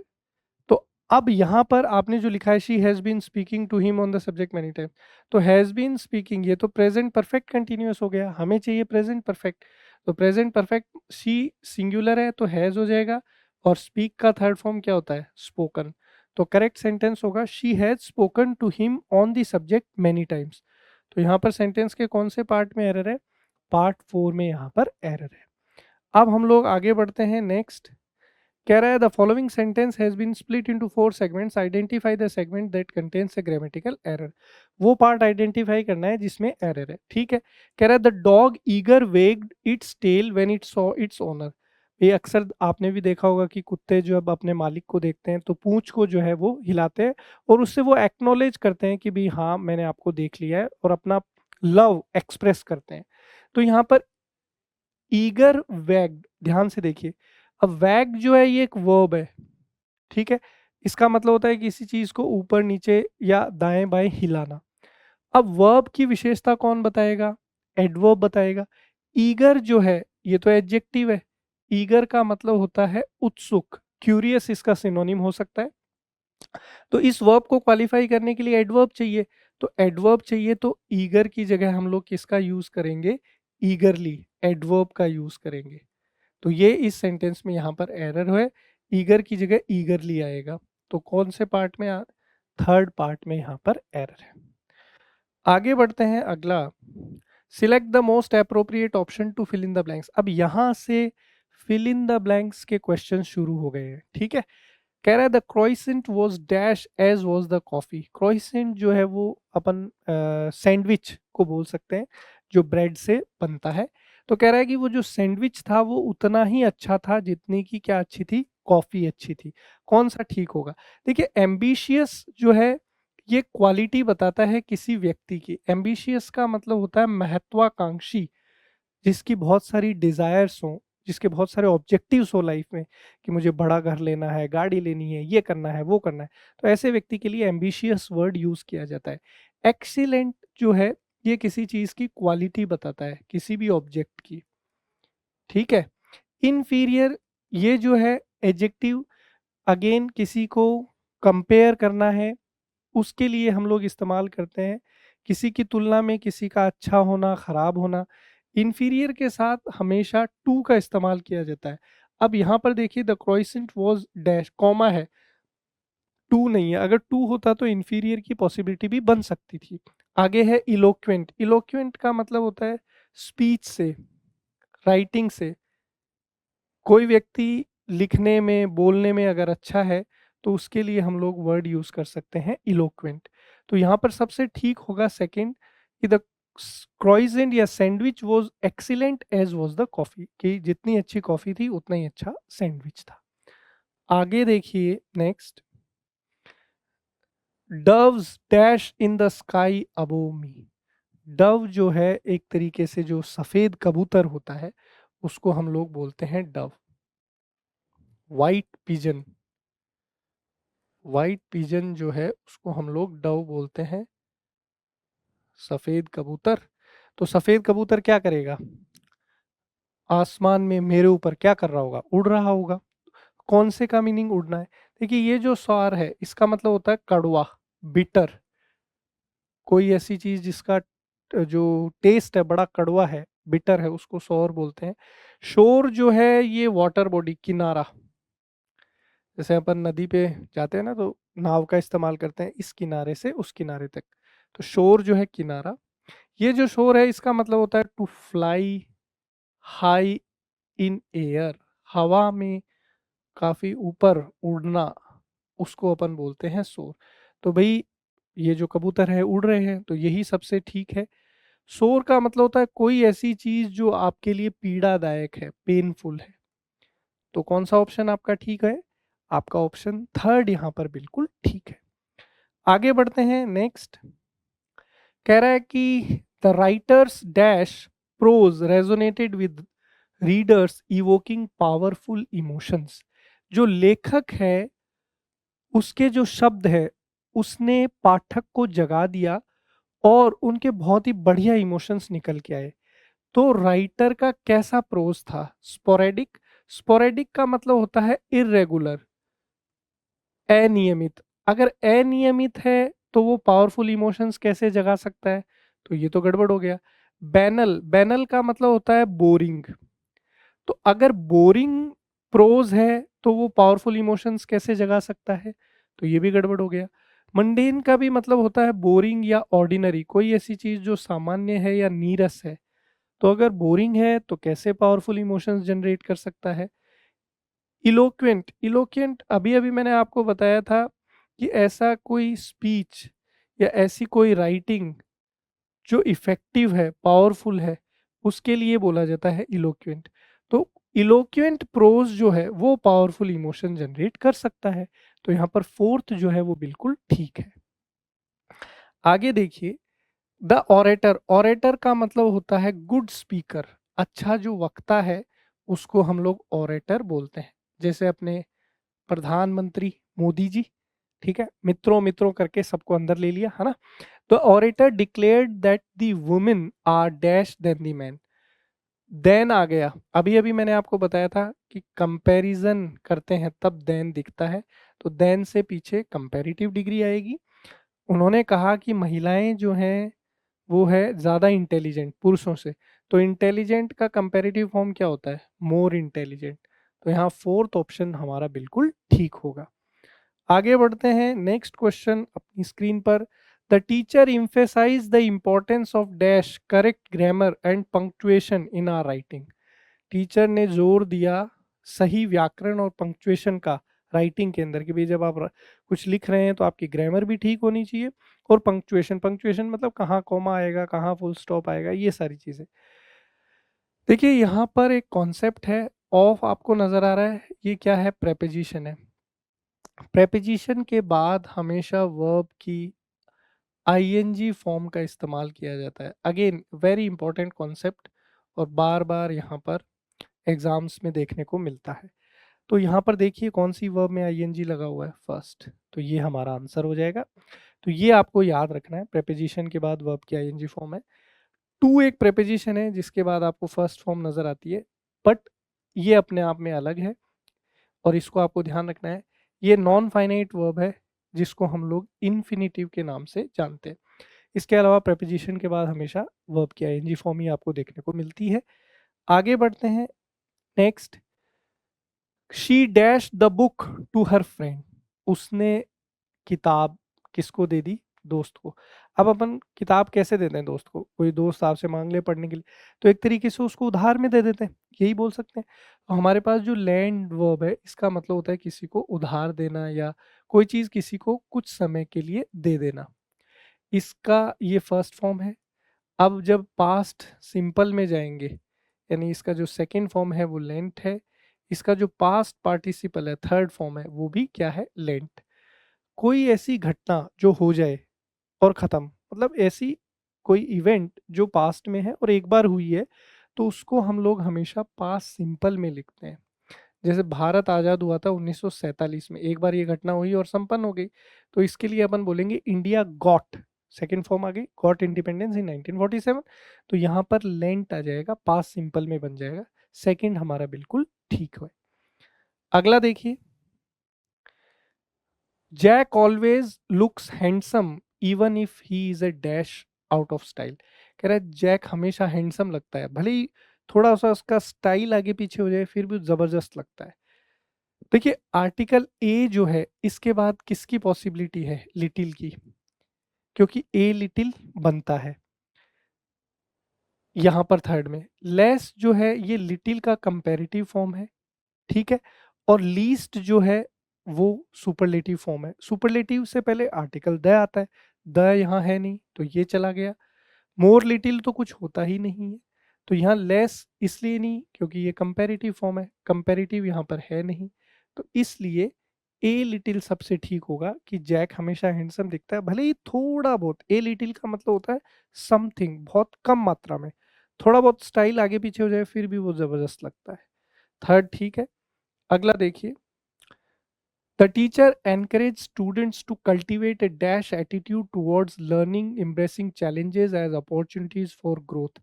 कैसा एटीट्यूड डेवलप करने के लिए टीचर एनकरेज करेगी? बताओ।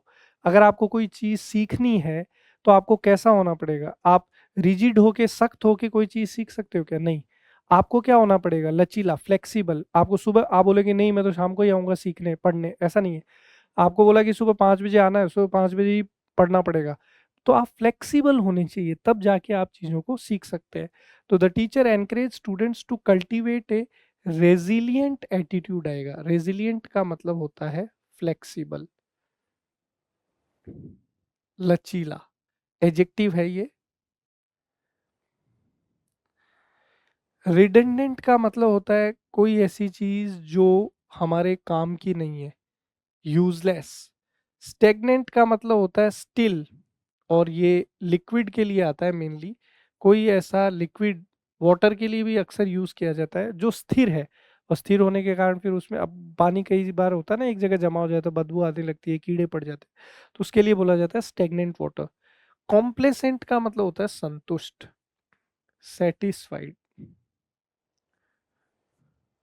तो यहाँ पर हमारा आंसर होगा फर्स्ट, कि भाई टीचर ने स्टूडेंट से कहा कि आप लोग जो है रेजिलियंट रहो, फ्लेक्सिबल रहो, अगर आपको कुछ चीजें सीखनी है। तो यहाँ पर ए ऑप्शन बिल्कुल ठीक है। आगे बढ़ते हैं। अगला, the Nile is the dash river in the world. भाई आर्टिकल द के बाद कौन सी डिग्री आएगी? सुपरलेटिव डिग्री है। तो लॉन्ग की सुपरलेटिव फॉर्म क्या हो जाएगी? लॉन्गेस्ट। सिंपल है, इसमें कुछ ज्यादा टेंशन नहीं लेनी है। अगला देखिए, the discussion led by the scientist was very. Scientist के द्वारा किया गया डिस्कशन कैसा था? तो वेरी एडवर्ब है, एडवर्ब के बाद क्या आ सकता है? एडजेक्टिव आ सकता है, या कोई दूसरा एडवर्ब भी आ सकता है। ये दो पॉसिबिलिटी है। तो देखिए मोर इन्फॉर्मेटिव, भाई वेरी ऑलरेडी एक एडवर्ब है, फिर मोर इन्फॉर्मेटिव कब लेते, जब कंपैरिजन करना होता, कंपैरिजन करना नहीं है। इंफॉर्मेशन, एडजेक्टिव के बाद नाउन की पॉसिबिलिटी है। अब कैसे पता चलेगा ये noun, T I O N suffix से जो भी खत्म होते हैं वो नाउन की तरह काम करते हैं, तो ये चला गया। इन्फॉर्मेटिव ये एडजेक्टिव है, कैसे पता चलेगा, आई वी सफिक्स से जो खत्म होते हैं वो एडजेक्टिव की तरह काम करते हैं। और यहाँ मोस्ट इन्फॉर्मेटिव, ये तो फिर अगेन आपने सुपरलेटिव फॉर्म ले लिया, तो वहां पर कंपैरिजन या कुछ है ही नहीं ऐसा, तो सीधा इस एडवर्ब के बाद एडजेक्टिव, और एडजेक्टिव कौन सा है, इन्फॉर्मेटिव, तो थर्ड ऑप्शन हमारा करेक्ट होगा। The sharpshooter dashed dead a man-eating tiger after it illegally killed 9 people in the last few days. अब यहाँ पर देखो, खुद ही आपको हिंट दे दिया, शार्प शूटर ने क्या किया होगा, फिक्स किया होगा, थ्रू किया होगा, किल किया होगा, शॉट किया होगा। शॉट डेड, भाई शूटर क्या करेगा, शॉट डेड, भाई उसने गोली मारी, तो यहाँ पर किल्ड नहीं होगा, शॉट डेड होता है, किल्ड डेड नहीं होता है। तो फोर्थ जो है वो बिल्कुल ठीक है। नेक्स्ट देखिए, Michael Jackson is known as the king of pop, he dash his own genre of music, pop, his music is spreading its influence and popularity dash the world. Michael Jackson king of pop था, भाई अगर आप king के title से नवाजे जा रहे हो, मतलब आपने उस फील्ड में सबको क्या किया है, डोमिनेट किया है और सबसे सर्वोपरि हुआ, तो डोमिनेट्स यहाँ पर सबसे ठीक होगा। और पॉपुलैरिटी जो है, spreading its influence and popularity around the world, control नहीं होगा, भी वो जॉनर उस पॉप म्यूजिक को कंट्रोल थोड़ी कर रहे हैं, उनके अकॉर्डिंग थोड़ी गाने बन रहे हैं, कंट्रोलिंग नहीं है भाई, कमांड नहीं कर रहे हैं, प्रिसाइड नहीं कर रहे हैं, वो थोड़ी उसके जो है ओनर बन के बैठे हैं, होप इसके पॉप म्यूजिक के जो है, तो यहाँ पर प्रिसाइड्स भी नहीं होगा, तो डोमिनेट्स, और उनकी पॉपुलैरिटी जो है पूरे विश्व में फैल रही है। फर्स्ट ऑप्शन ठीक होगा।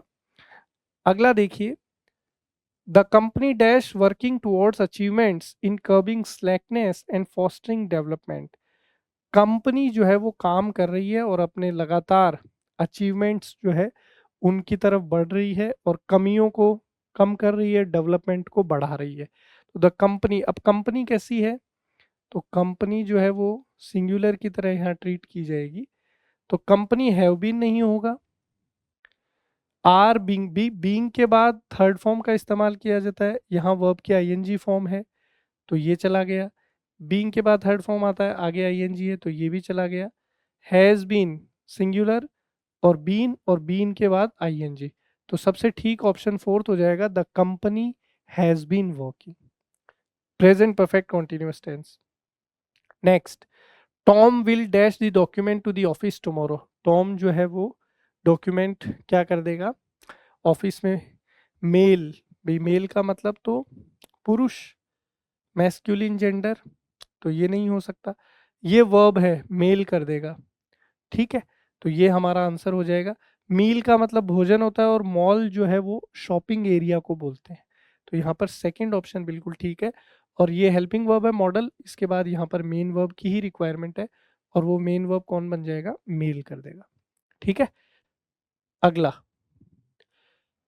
I will not be able to, अभी अभी मैंने आपको बताया था टू के बाद वर्ब की फर्स्ट फॉर्म का इस्तेमाल हम लोग करते हैं, तो यहाँ पर देखिए फर्स्ट फॉर्म कहाँ है, ये है, तो करेक्ट सेंटेंस होगा I will not be able to complete my assignment in time, ठीक है। एग्जाम में आपको हार्ड वर्क नहीं करना है फ्रेंड्स, स्मार्ट वर्क करना है, ठीक है। तो ये छोटे छोटे नियम याद रखिए, टू के साथ first form non finite verb infinitive है, तो यहाँ पर एक ही जगह था फर्स्ट फॉर्म, तो ज्यादा सोचना नहीं है, फोर्थ बिल्कुल ठीक होगा। आगे देखिए, the play was shorten, play को जो है कम कर दिया गया, उसकी जो साइज है उसको कम कर दिया गया, कैसे, अब साइज को कम कैसे किया, दो सीन क्या कर दे भाई, कम करने के लिए हटाओगे या जोड़ोगे, सिंपल सी बात है हटाओगे।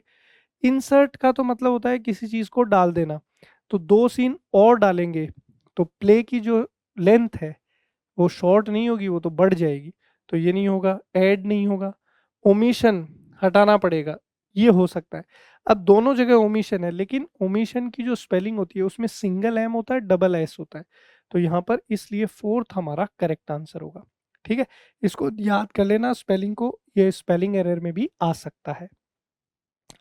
अगला देखिए, फिल इन द ब्लैंक्स का क्वेश्चन है, कह रहा है the storm caused extensive damage to homes dash many families homeless. जो तूफान है उसकी वजह से बहुत ज्यादा नुकसान हुआ और बहुत सारे परिवार जो है वो बेघर हो गए। To leave many families homeless, leave is left living. देखिए यहाँ पर जेरेंट सब्जेक्ट की तरह काम करेगा नेक्स्ट क्लॉज के लिए, और लीव का आईएनजी फॉर्म लिविंग, ये यहाँ पर अप्रोप्रिएट होगा। लिविंग मैनी फैमिलीज होमलेस, कि उसमें बहुत सारे परिवार जो है वो कैसे हो गए थे, होमलेस हो गए थे, बेघर हो गए थे। फोर्थ बिल्कुल ठीक है। आगे बढ़ते हैं, next question. The sudden plot twist in the story added an element of dash that kept readers on the edge of their seats. अचानक से कहानी के अंदर जो ट्विस्ट आया, जो चेंज आया, जो बदलाव आया, उसकी वजह से एक एलिमेंट ऑफ डैश, एक ऐसी चीज जुड़ गई कहानी में जिसकी वजह से जो पाठक थे वो एकदम जो है एक्साइटेड थे। तो एलिमेंट ऑफ मोनोटोनी, मोनोटोनी का मतलब होता है नीरस, बोरिंग। तो अगर बोरिंग चीज है तो वो फिर एज ऑफ सीट्स कैसे कर सकती है, एक्साइटमेंट कैसे दे सकती है। एम्बिग्विटी, एम्बिग्विटी का मतलब होता है कोई ऐसी चीज जो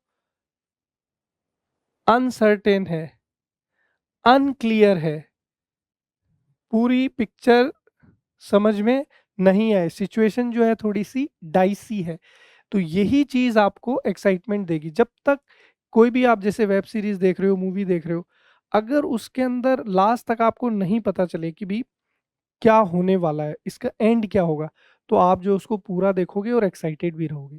तो एम्बिग्यूटी यहाँ पर करेक्ट आंसर होगा। एम्बिग्यूटी का मतलब होता है कोई ऐसी चीज जो अस्पष्ट है, समथिंग अनसर्टेन और अनक्लियर। रिडंडेंसी का मतलब होता है कि कोई ऐसी चीज जो बार बार रिपीट हो रही है। तो अगर कोई चीज बार बार रिपीट हो रही है तो वो तो वैसे ही बोरिंग है, एक्साइटिंग नहीं हो सकती, तो ये नहीं है। प्रेडिक्टेबिलिटी का मतलब होता है कि किसी चीज को लेकर के हम लोग पहले से ही उसके बारे में इंफॉर्म करें, उसको एक तरीके से इनिशियल लेवल पे ही इंफॉर्मेशन देना शुरू कर दें, प्रेडिक्ट करना शुरू कर दें कि ऐसा होगा वैसा होगा। तो अगर पहले से ही हम लोग बता पा रहे हैं तो फिर एक्साइटमेंट कैसे रहेगा हमारे लिए, तो ये भी गड़बड़ हुआ। तो बी ऑप्शन या सेकंड जो है हमारा बिल्कुल ठीक है।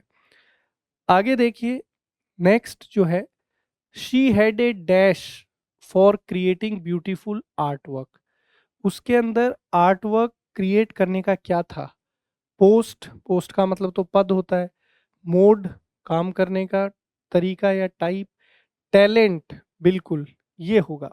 उसके अंदर ब्यूटीफुल आर्ट वर्क क्रिएट करने का क्या था, टैलेंट। ट्रिगर, देखिए ट्रिगर के दो मीनिंग हो सकते हैं। नाउन की तरह देखें तो जो बंदूक का जो वो हिस्सा जो जिसको दबाने से गोली चलती है उसको ट्रिगर बोलते हैं। वर्ब की तरह देखें तो किसी चीज को बढ़ा देना, इंक्रीज कर देना, तो वो ट्रिगर करना होता है। तो थर्ड ठीक है। अगला देखिए, the arrangements of the little boy's birthday party were dash nice. Birthday party के अरेंजमेंट्स कैसे थे, बहुत ही बढ़िया थे। We could not help but appreciate, और हम लोग उसकी तारीफ किए बिना नहीं रख पाए। देखिए यहाँ नाइस एडजेक्टिव है, एडजेक्टिव की विशेषता कौन बताएगा, एडवर्ब बताएगा। तो हमें देखना है कहाँ एडवर्ब है। लिटिल तो खुद एडजेक्टिव है, मैनी ये एडजेक्टिव की तरह काम करता है, काउंटेबल नाउन को क्वालिफाई करता है। एक्सट्रीमली ये है एडवर्ब, फ्यू खुद एडजेक्टिव है, काउंटेबल नाउन के लिए आता है। तो यहाँ पर थर्ड बिल्कुल ठीक होगा, एक्सट्रीमली नाइस, बहुत ही खूबसूरत अरेंजमेंट्स थे। नेक्स्ट देखिए, आई वॉज ट्राइंग टू के बाद first form a pen to sign a form as my brother had been dash ₹500 for breaking the traffic rules. तो कॉमन सेंस का क्वेश्चन है कि आप पेन खोज रहे थे क्योंकि भाई पर ₹500 का फाइन हुआ था। तो I was trying to find, तो यहाँ पर दो जगह है फाइंड, तो सेकंड और फोर्थ चले गए, और फाइन किया गया था आपको, तो थर्ड बिल्कुल ठीक होगा। I was trying to find a pen to sign a form as my brother had been find.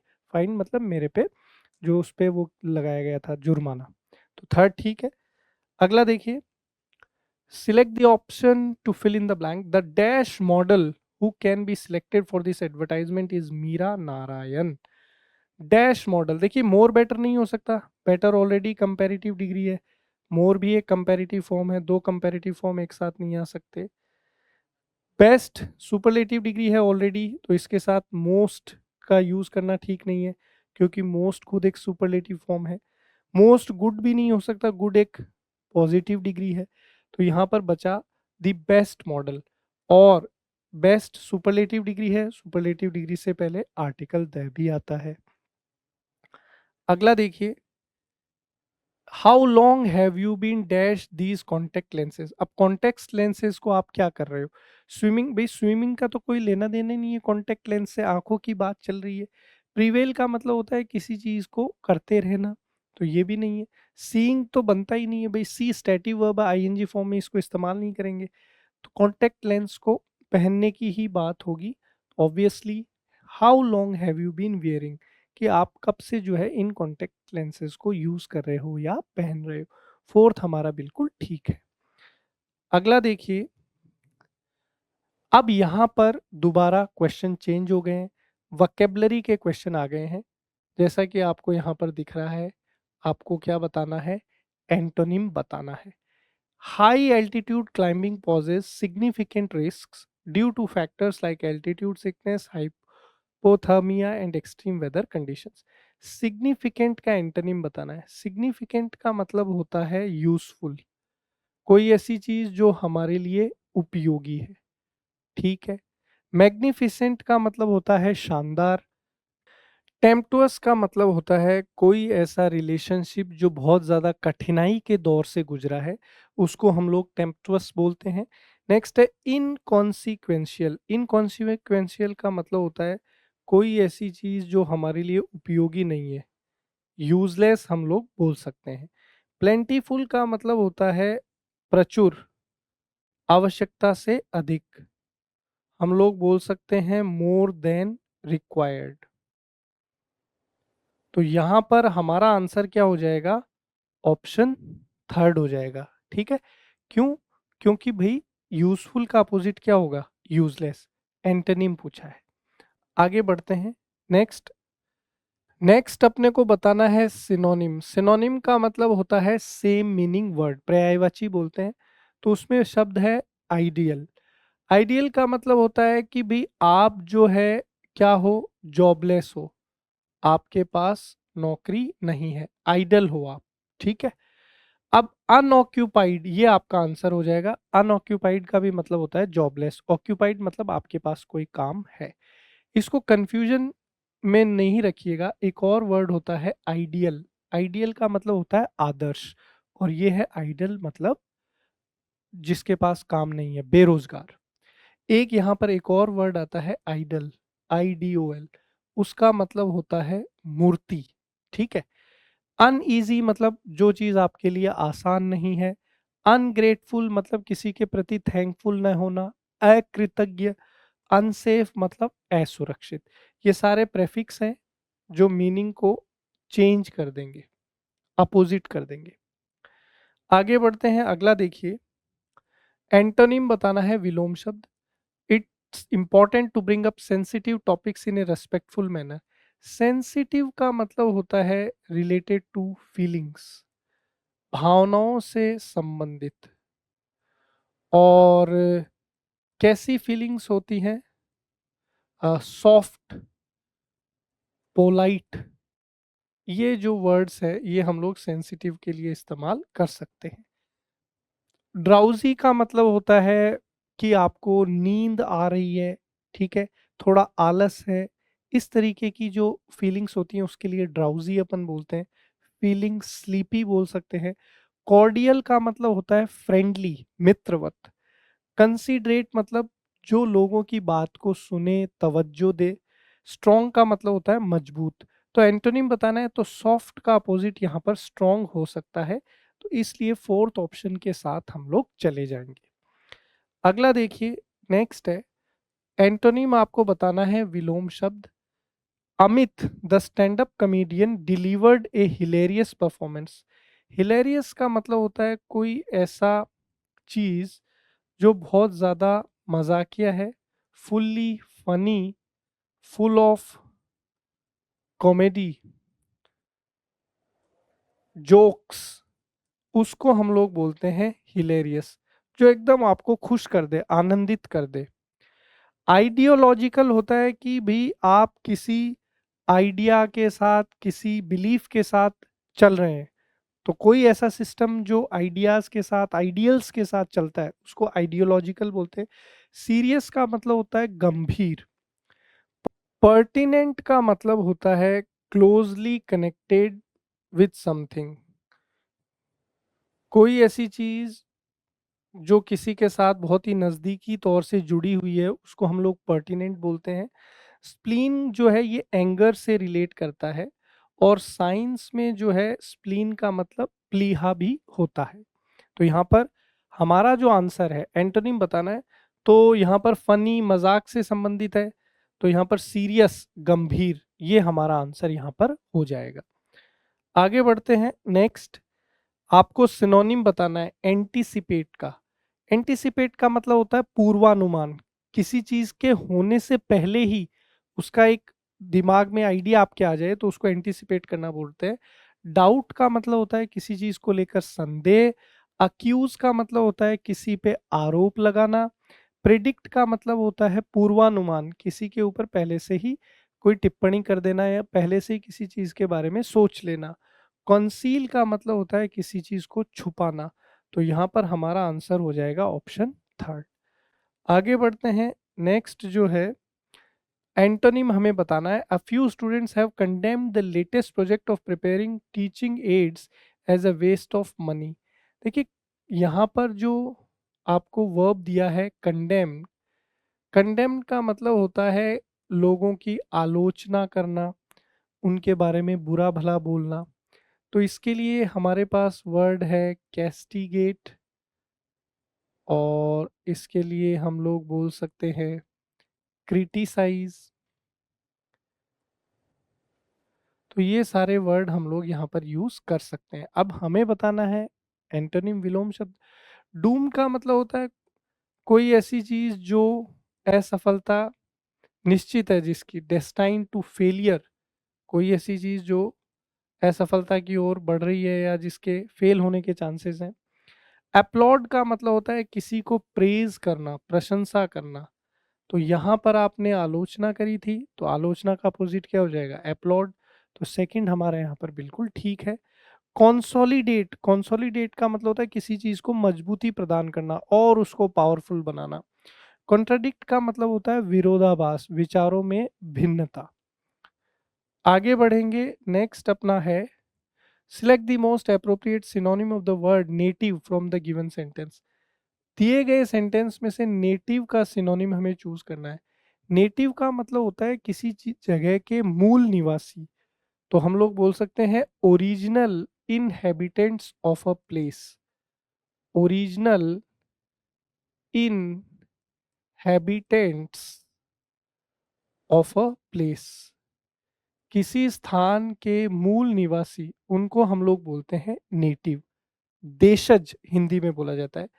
तो mister Smith believes that various tribes are the indigenous habitants of various corners of the world, unlike his contemporaries who have a viewpoint regarding an alien or a foreign invasion।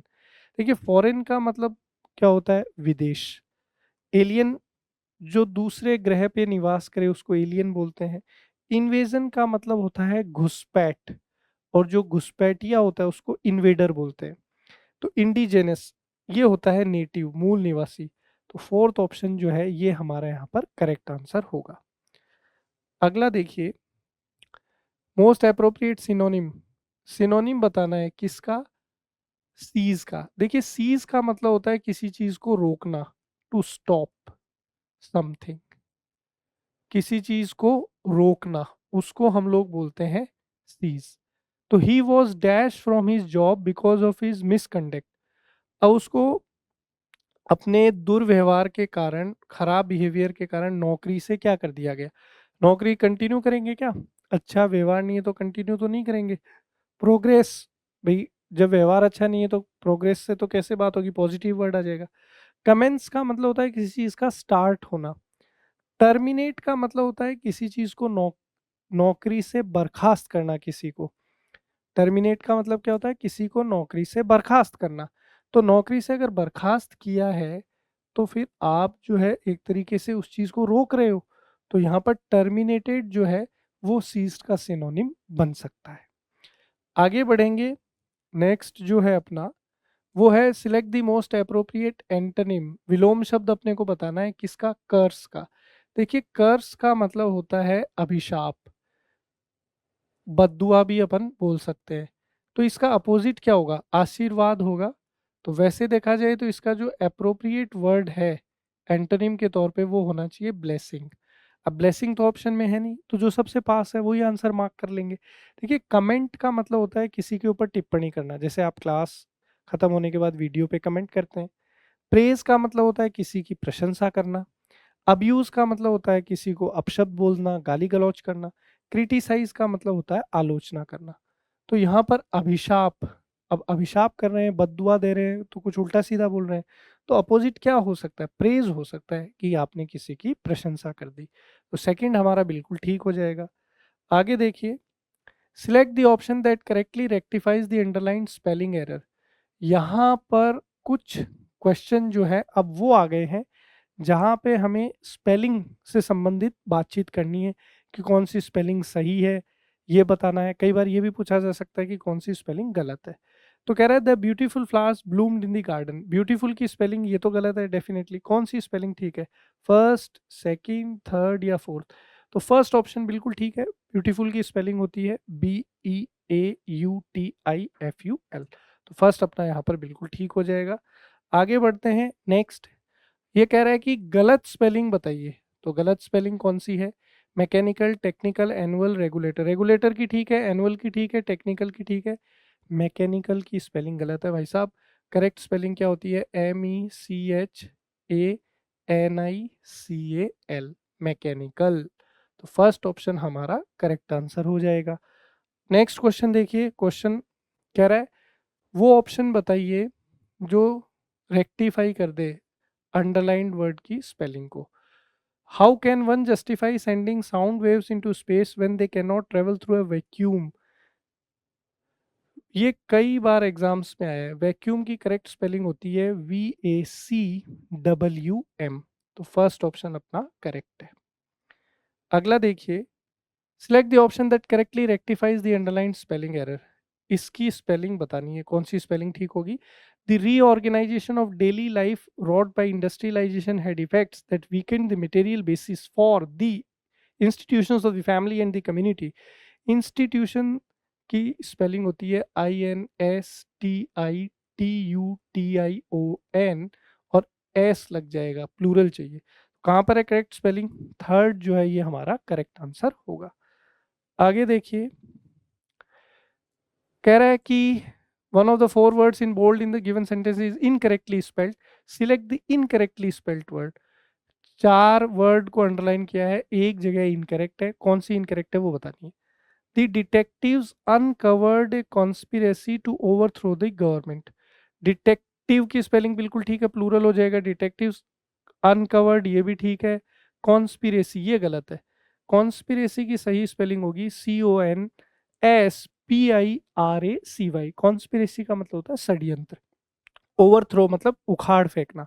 तो ये भी हमारी बिल्कुल यहाँ पर ठीक है। ठीक है, तो दोस्तों इसी के साथ ये सेशन अपना यहाँ पर समाप्त होता है।